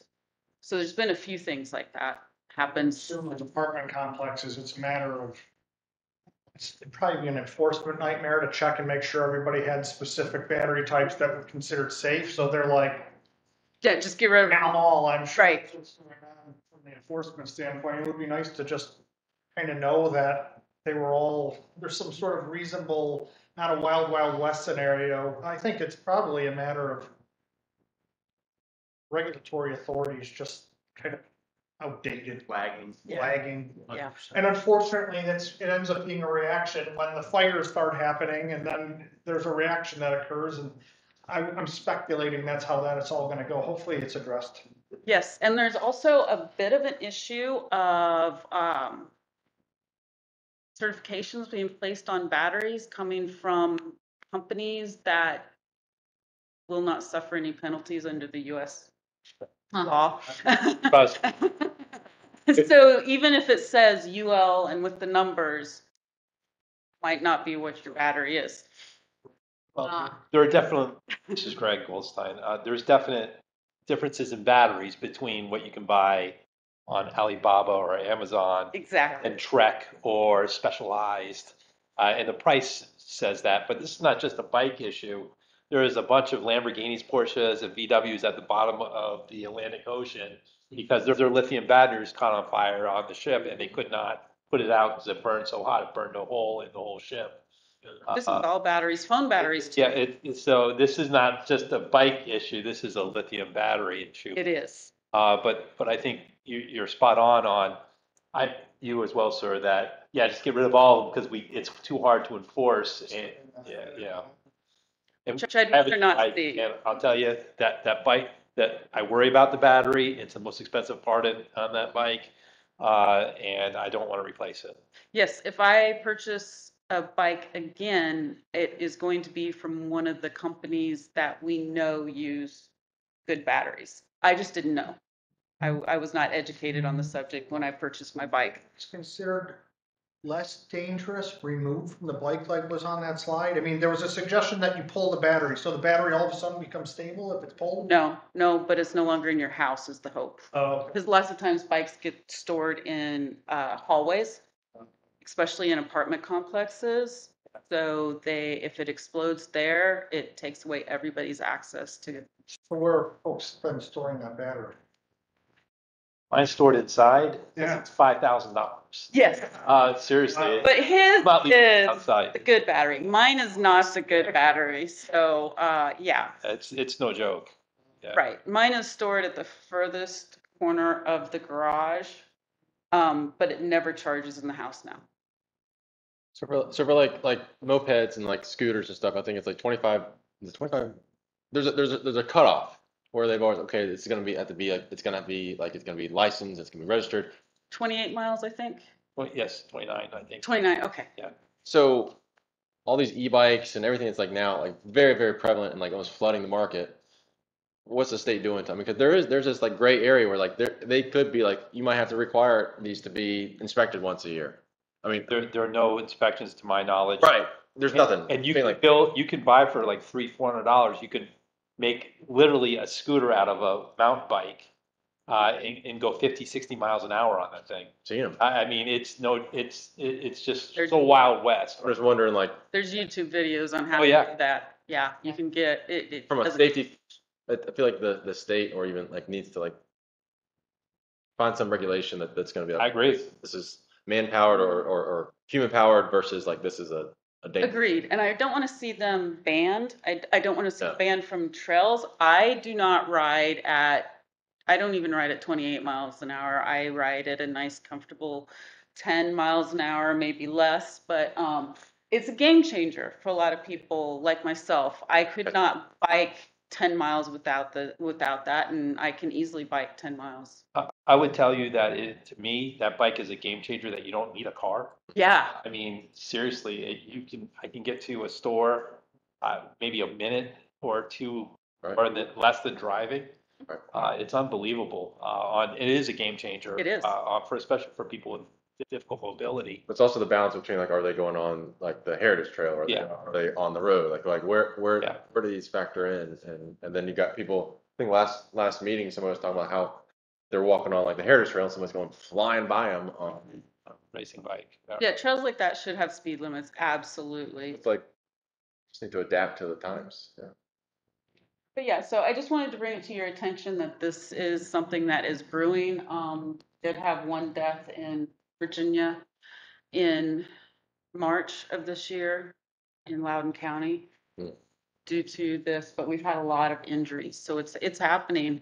And it's not just happening with bikes, it's the cars, it's the cell phone. The problem is your cell phone doesn't blow out a wall when it explodes. It's going to do a lot of damage to you in your pocket, but it's not going to blow out the wall and start killing people in fires like a car or a bike battery will. You said that. And I'm like,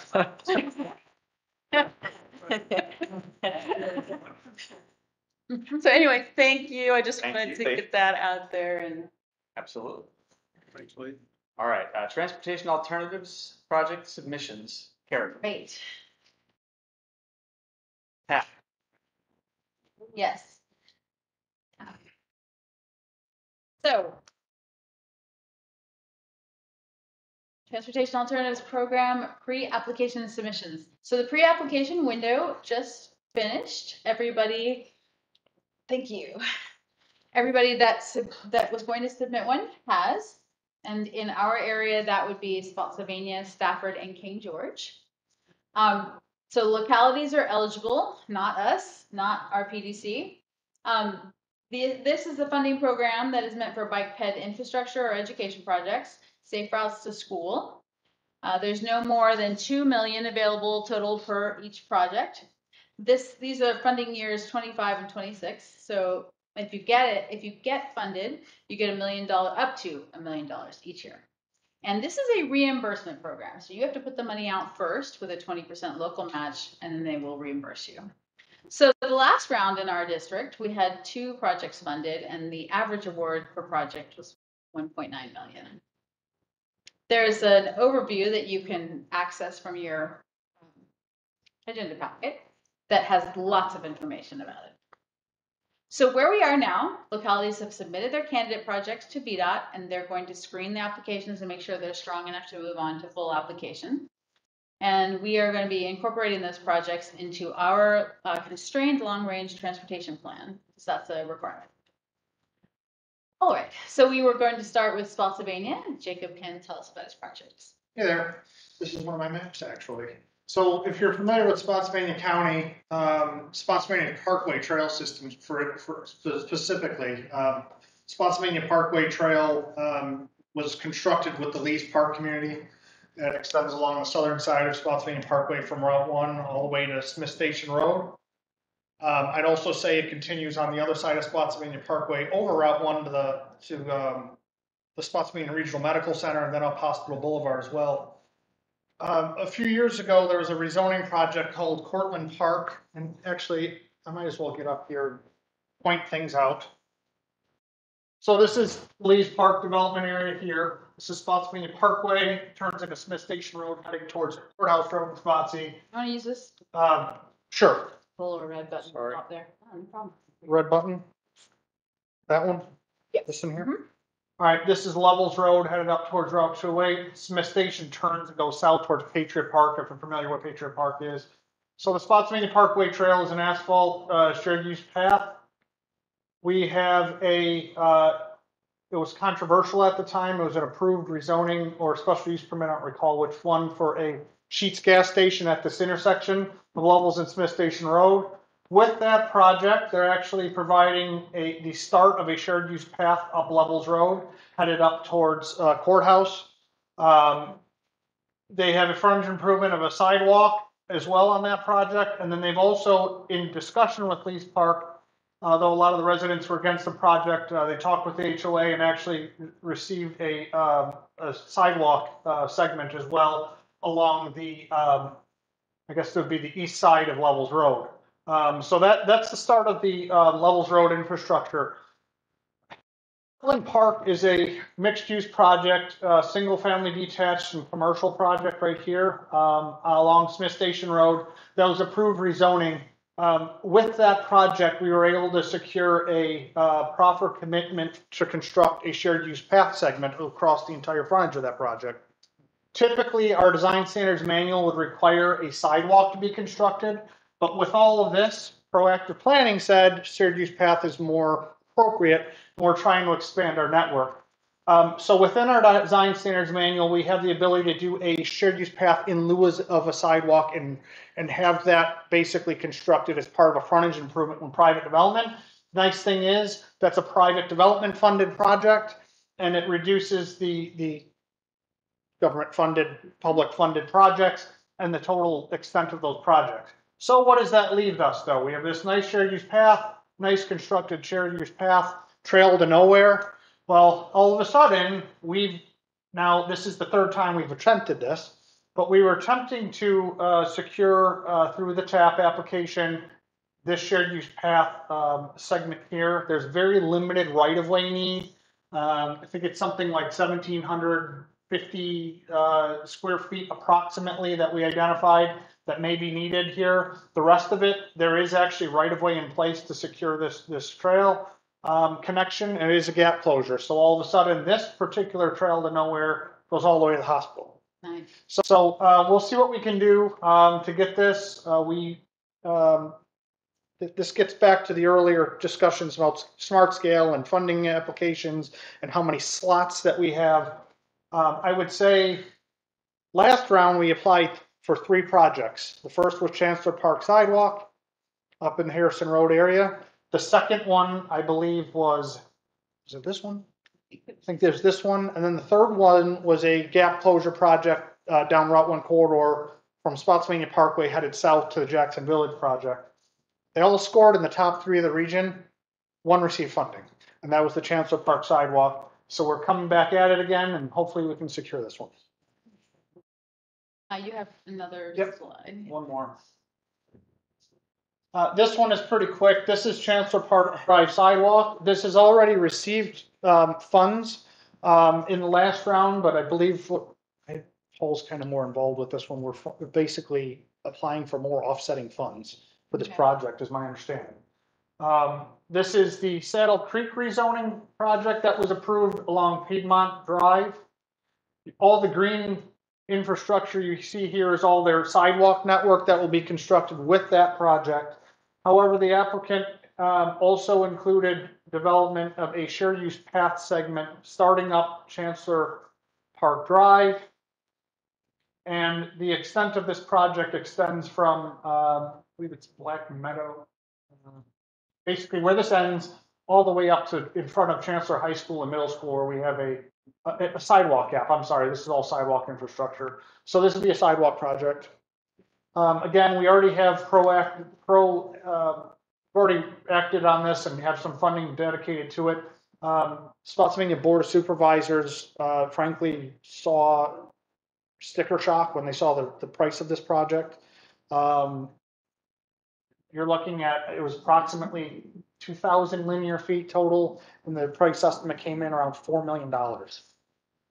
So they're sticker shock, and the project was initially bought into, and then when it came time to accept the money, the board backed off, and we almost lost the project. However, this developer here actually came in to amend their prior rezoning to add an additional 6 lots here. And with that project, they've been working with the county and are potentially proffering to construct basically half of that trail system privately. Great. And what that came in exchange for is, you see all this sidewalk network. What the applicant had was a shared use path extended partially up Piedmont Drive. Unfortunately, it runs into tremendous environmental concerns here in topography. The long-term implementation of this was so far off because they actually stopped short of the environmentally sensitive areas. They also had a shared use path constructed down an old driveway here with a kind of an earthen wood chips path through their environmental area. That would be more really private benefit only. So in exchange for some of those improvements, they shifted their efforts up into this area. So there was a trade-off, but ultimately this is a larger public benefit. It provides direct access to the school. There's a lot of existing residential areas here that didn't have that access prior. So we view it as a benefit. And those are the two that we have for Spotsylvania County. Yes. Okay, a couple slides. Going. That one. No more than 2 million total per district. Oh, wait. Per district. And to that point, that's why we don't submit like 100 applications, because there's limited funding pools. So I just double checked with you did. the Okay. Okay. And So- it's still the same. I thought it had changed this round. Still the same. See, it needs more funding. All right. Thank you. You know, Thanks for, you can change that for I- the web page archives. yes, I will. Thank you for that. All right. Hey, King Carrie, I'm George. here. You're here. I'm here Excellent. just in time to hear Jacob speak. We've cut the ribbon Thanks, on Chris. the shelter, so we're good. All right. Speak loudly and tell us about your project. Yep. So King George, I know as we presented previously to the BPAC, the courthouse area bike ped plan that Carrie worked on. At the same time, we qualified for a Ready Set Go grant with VDOT, and so they initially broke the project up into 4 phases, and then when RK&K went back and looked at it again, because they were the consultant working on VDOT's behalf, they added this 5th phase as the first phase, which is a sidewalk that's the middle school property. So leaving the middle school property, going to our problem intersection of Dahlgren Road and Route 3, where the kids cross to get to Sheets, which will give us, it's going to give us logical termini to help do phase 2 and phase 3, and will be a huge safety improvement for people walking to Sheets and in that area, and falls nicely at a $313,000 project with such with limited funding for TAP. So we're keeping our fingers crossed that King George might actually get something this time. Great. Thanks for the update, Chris. Absolutely. Love to see schools. Yeah. Love to see connections to schools. We need to protect our kids. Yeah. Thanks, Chris. Are there any more, Carrie? Yes, there are. Polly, can we switch to the other?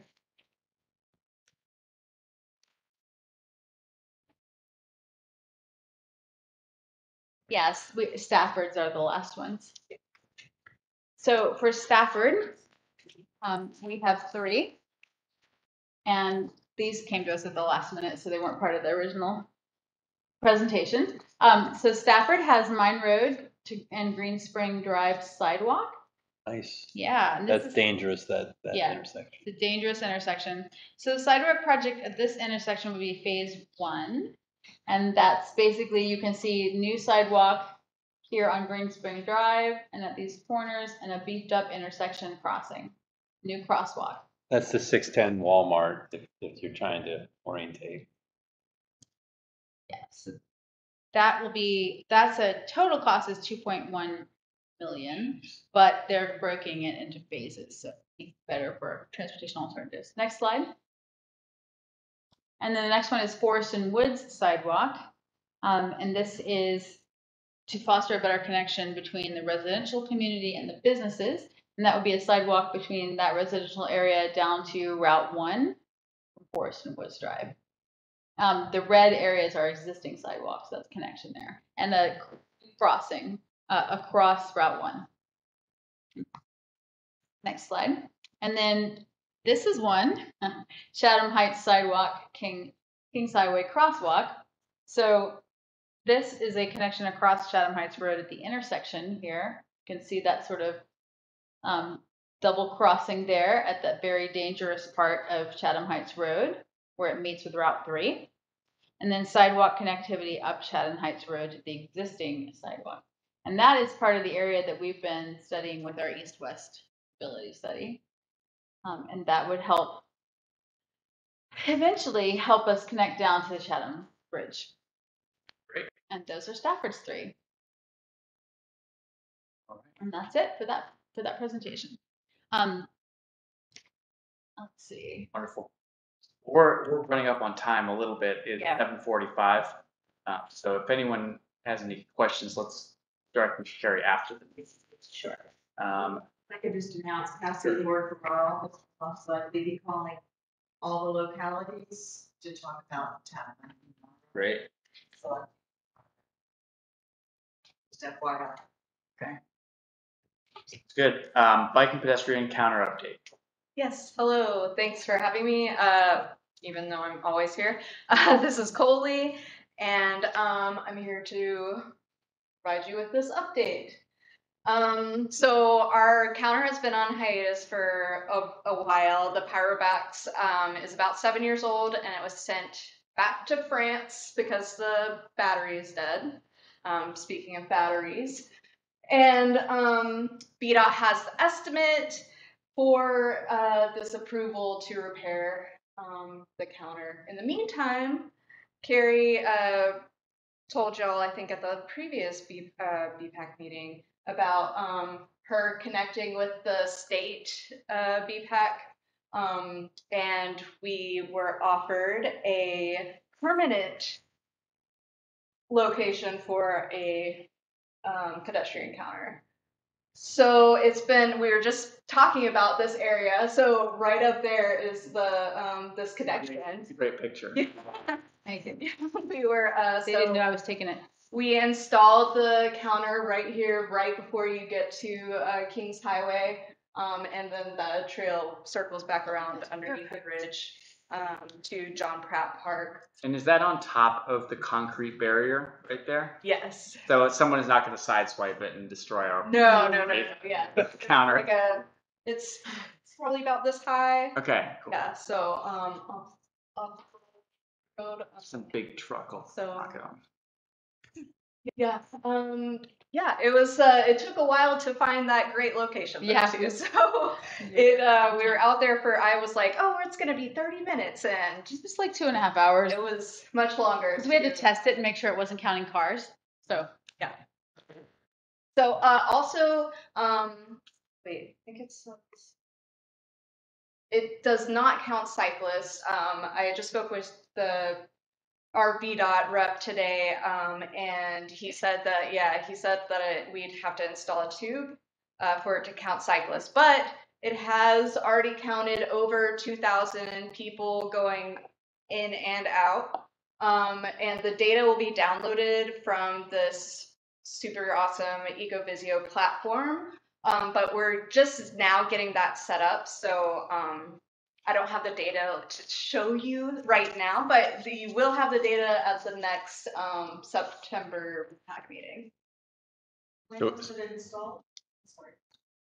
Just a week ago. yeah, about a week ago. 2,000 people walking? Yes. I'm very confused about this. I need to double check with him. I can't imagine that that is true. I have to talk to him. Okay. Like not counting cyclists. Yeah, Yeah, we need to get that. we have had a pyro box for many, many years, and to think that all that time it wasn't counting Maybe cyclists. it just is counting them as pedestrians. Because my understanding was that it counts everybody and Yeah. does not distinguish between cyclists and pedestrians. It just counts users. Yeah. Um, That might be it. It's just not breaking down the data from That's what he pedestrian told me. bicycles. That's yes. I think it's Okay. just users. 2,000 users. Yes, exactly. And it's been like, yeah, look a week and a half.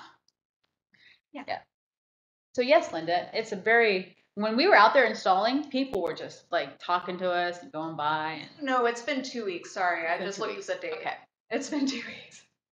Yeah, because it was July 1st. Yeah. Right. And then yeah, so the next step for our counters, we're hopefully gonna get the pyro box repaired and put that in a number of different rotating locations that BPAC agreed upon in May. So let us know what y'all think about those locations, if Great. that's still cool. Yeah. Awesome. Looking forward to hearing what the results look like. All right. Does anyone have any questions for Foley? Coley is our bike to work person, All right. and they're going to be heading this program and giving you guys a report at each BPAC meeting on what the counters are doing. We're going to have at least 2 and maybe 3 counters up on the trails. I need to get with the Fredericksburg folks because we never finalized where you guys wanted your counters. Okay. So Good. All right. Next, correspondence. we have correspondence. We'll try to make it quick. I'm just going to summarize this. So you guys have heard about all the potential smart scale changes. FAMPO wrote a letter to the Secretary of Transportation about it. And that is basically it. I'm going to send you guys out a copy of this letter. This letter focuses on the potential change in number of applications. I did not talk about that in my presentation, but they are proposing that they drop the number of allowed applications to, well, there you go, to like, you know, yeah, that's different. That's different. No, go to, keep scrolling down. But Oh, there we go. There we go. Yeah, 2. Maximum full from 4 to 3 with, and even fewer with option 2 to only 2. Yeah, so 3 or 2 applications. Right now we have 4. And this would reduce it to 3 or 2. And that would be very bad for us. So. All right. Gotta protect smart scale. So that's it. And Do you have any reports?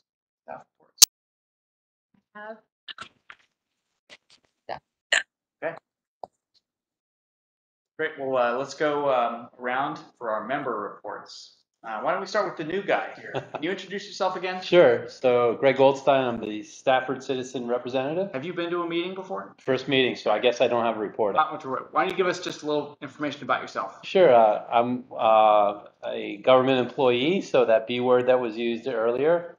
And I enjoyed a bike, and that's why I asked to join this committee, trying to make our community a little bit safer with all the amount of cars and speed that we're dealing with. Live in Stafford, of course, and married with 2 kids and 1 grandchild. And so I'm a former Marine and now still in the National Guard as well. So keep pretty busy. And thank you for welcoming me, and I'm really excited about this, and a lot of work being done. So there's a lot going on. So. All right. Well, thanks for being here. North Stafford or South Stafford? I would say North Stafford, so I'm up just north of Courthouse. Okay. So by Embry Mill, and I live in Austin Ridge. All right, Jacob. No report from me tonight. Sounds good. Aaron Frank, Fredericksburg Citizen. Very quick report. This month, City's Pathways Committees after FAMPO, so I have nothing to report out from them. Rather, I get to report our stuff. Something we are going to be talking about is the city's detour signage used for trail maintenance. Recently, the canal path had some maintenance. There was a new apron installed at Wash Ave, and it's a nice improvement. And as such, there was some trail closure signage that was posted. And there's always, I think, room for conversation and potential improvement for how that could be signed. So I want to keep that conversation going to minimize disruption for all users while still having a safe trail. So yeah, we're going to have that conversation in many. So that's all. Great. No updates from Friends of the Rappahannock.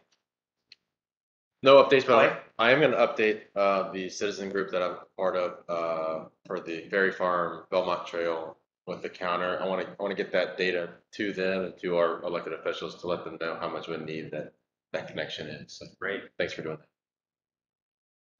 All right, Jim. Okay, great. Yes, I have a couple of updates. These have to do with the Dog and Railroad Trail, which everybody knows I'm working on. The trail, of course, is privately owned, and everybody knows it's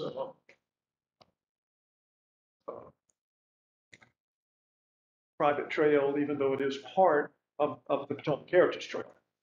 One of the private owners, that owns a parcel close to 301, and has owned it since 1997, has recently begun construction of a self-storage facility that is going to extend on top of the trail. But to their immense credit, they have constructed a path that will go around the self-storage unit. It'll be on the old railroad right-of-way property.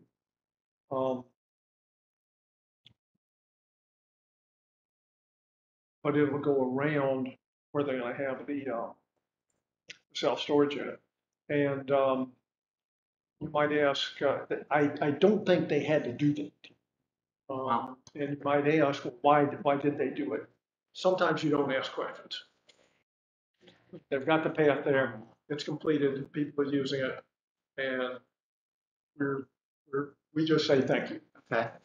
Well, sorry to interrupt, but oftentimes these projected potential path routes are integrated into the county's comprehensive plan. So when a developer submits a site plan, they really are expected to follow that in order to get their permissions to build their facility. Do you know if any of that happened, or was it more of a voluntary? They never had to get to that point. And maybe Chris can jump in. I know we're getting off topic, but like I say, we don't ask a whole lot of questions. Yeah. On the site plan, it's labeled as trail reservation, which doesn't have any meaning anywhere in the comp plan or anywhere else. And in fact, on the two pieces of the plan, site plan, I think it's actually labeled slightly different of the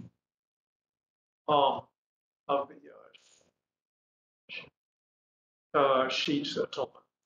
So we think the county suggested to them that, hey, it'd really be a great idea if you move the path, and so the path is still there, open to the public, or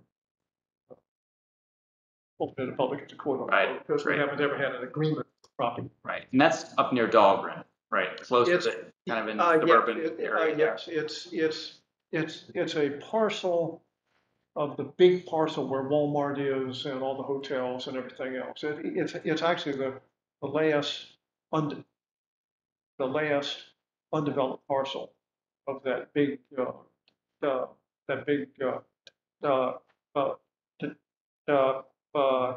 commercial development.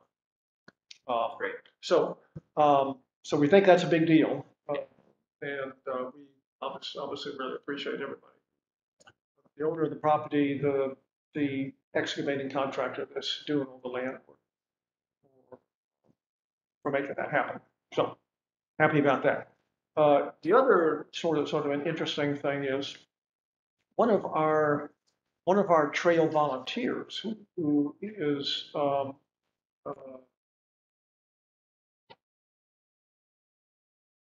mobility challenged called me up the other day, um, uh, and he hasn't ever been able to use the trail, but he's gotten a new electric motorized scooter, and he uh,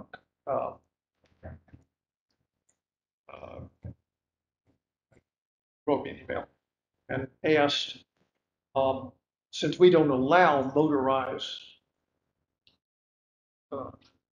vehicles on the trail, he asked, does he think we might be able to change our rules that he could use it? And of course, I was sure the answer was going to be yes. But since we're part of the Potomac Heritage Trail, I just double checked with our superintendent of the Potomac Heritage Trail and asked her, hey, what are the rules for the Potomac Heritage Trail? We have this trail user who would like to my mobility scooter. And she wrote back and says, yes, absolutely, you can use it. So I told him that. And the particular reason that I bring that up, number one, you know, it's important to us since we had always planned for this trail to be usable by mobility challenge people, but it also has to do with the really great letter that the previous correspondence wrote to us, which I think was an amazing letter. And so I think this sort of ties into that. Great. That's all I've got. Glad to hear it. Thank you, Jim. Lynn, Fred Trails. This is Lynn Fouts with Fred Trails. We had a long but successful June run. Started a couple of weeks before we actually did June prune, and then we took a Saturday and a Sunday. The volunteers came out, I would say 9 to noon, but we were well past noon on several days. My husband and I were back at the house at 5:30 today. So they were 2 very long days. We spent over $500 in mostly mower rentals, and then the remaining money was fuel. All of that takes a lot of fuel. Those weed whackers go about 40 minutes on one of those little cans, and you just walk around with the cans, or you have volunteers. You go behind us with the cans, so it works. But with the volunteers, we had over 300 volunteer hours. So I can't give you an exact because people kept coming and going, or people did things on their own. People were at Mott's. People went out and did some tree work. So most of that was done at the quarry in the quarry trail system. So we did a very good job cutting some sight lines back for the two-way traffic to make sure that there's visibility, those big briars that grow over and you can't see on the other side. And then it also gives you a little bit of a visibility with snakes. Maybe you can miss the snake, maybe you won't miss the snake. But the other thing, snakes. they're going to be there to see the snake, so you can make a decision. But so that the trails are cut back, so it's up to you now. The other thing it did is all those high grasses reduce the rate of ticks. We were getting lots of ticks on our socks, on our legs. So with all the high grasses cut back, I can say anecdotally, I haven't had a tick since June prune, and we were getting multiple ticks. Myself, other riders. So that's what we've been up to at the quarry, at the quarry as well.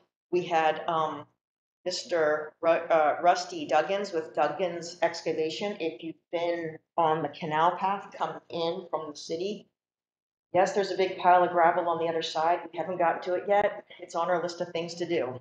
But he has donated generously 21A, that giant pile on the other side of the canal.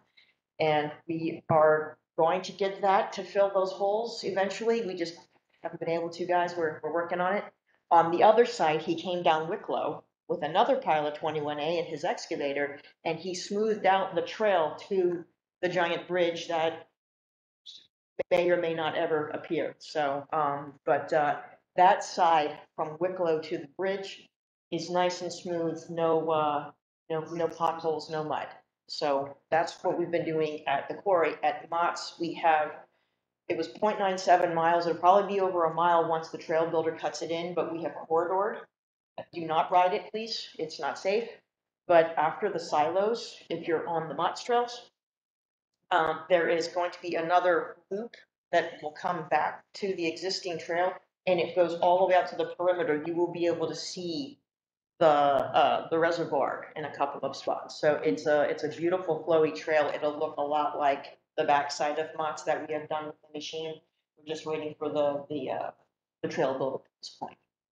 That's what we've been doing. And then my last but not least is, I guess I need to tell Carrie, I guess I need to just put it as an agenda item, because I didn't want to, it sounds like we're getting late. I need some help with e-bikes and everyone's opinions and feedback. Not good e-bike riders, but we've had lots of incidences, and talking to other people with the city on the Heritage Trail and the VCR, excessive blazing speeds. And we've had lots of people with near misses in the trails, out of the trails.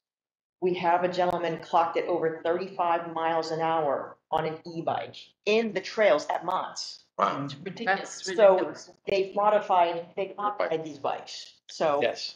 Yeah, those are against the law. Yeah. So Technically, they need a class M. and they should not be allowed on the trails. However, we don't have the power with the trails.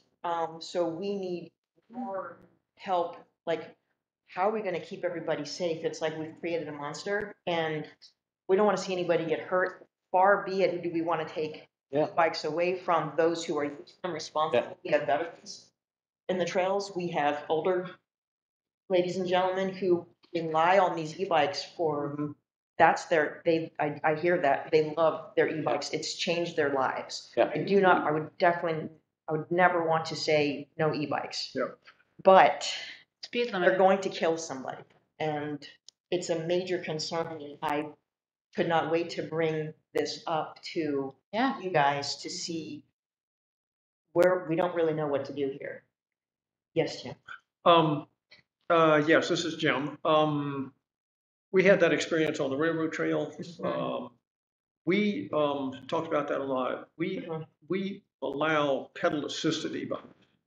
These are known as class 1 and class 3 e-bikes, not totally motorized e-bikes. Right. And that may be something to look at. Class 1 only goes up to 20 miles an hour. Class 3 only goes up. But they're modifying even the class 1s and getting them to go that fast. Well, if they're modifying them, then they aren't class. Force. Well, no, but you can have. Well, I don't know. What trails are you talking about? Are you talking about city trails? Well, for Fred Trails purposes, we are looking at the Quarry and Motts Trail system, but in the if you expand that, we also have a concern with the heritage and VCR trails because people are using them to come to the recreational trails. So, I mean, our concern is, the safety for any biker or any other pedestrian using, whether it be an off-road or a paved trail, that they are safe as well from e-bikers going at excessive speeds. Yeah. Thank you, Lynn. I'm sorry to cut this off, but we're at 8:10. Yeah, I'm so sorry, guys. I didn't mean. Can we get this on the agenda for a future meeting? We can, absolutely. I'd be interested to see what the city police. That's a good topic. Talk about. It's a good topic to cover. Yeah. Thank you. I really appreciate everybody's input. Super quick, I'm Lee G. over Ride Connect. I want to say that we had the grand opening for the park and ride lot down at Commonwealth Drive and Route 1. It does have a 10-foot wide shared use path along Route 1, which is amazing. We love that. And hopefully a bus will be started out of there the first of the year. Excellent. All right. Rita? Nothing? All right. All right, everybody. I think that's all for us. Can I take a motion to adjourn? I move we adjourn. All right. Second. All in favor? We're adjourned. Thanks, guys. Hey, Lynn, good topic. Hey, Good night, all. You don't need permission. That was a smart scale round 1 project.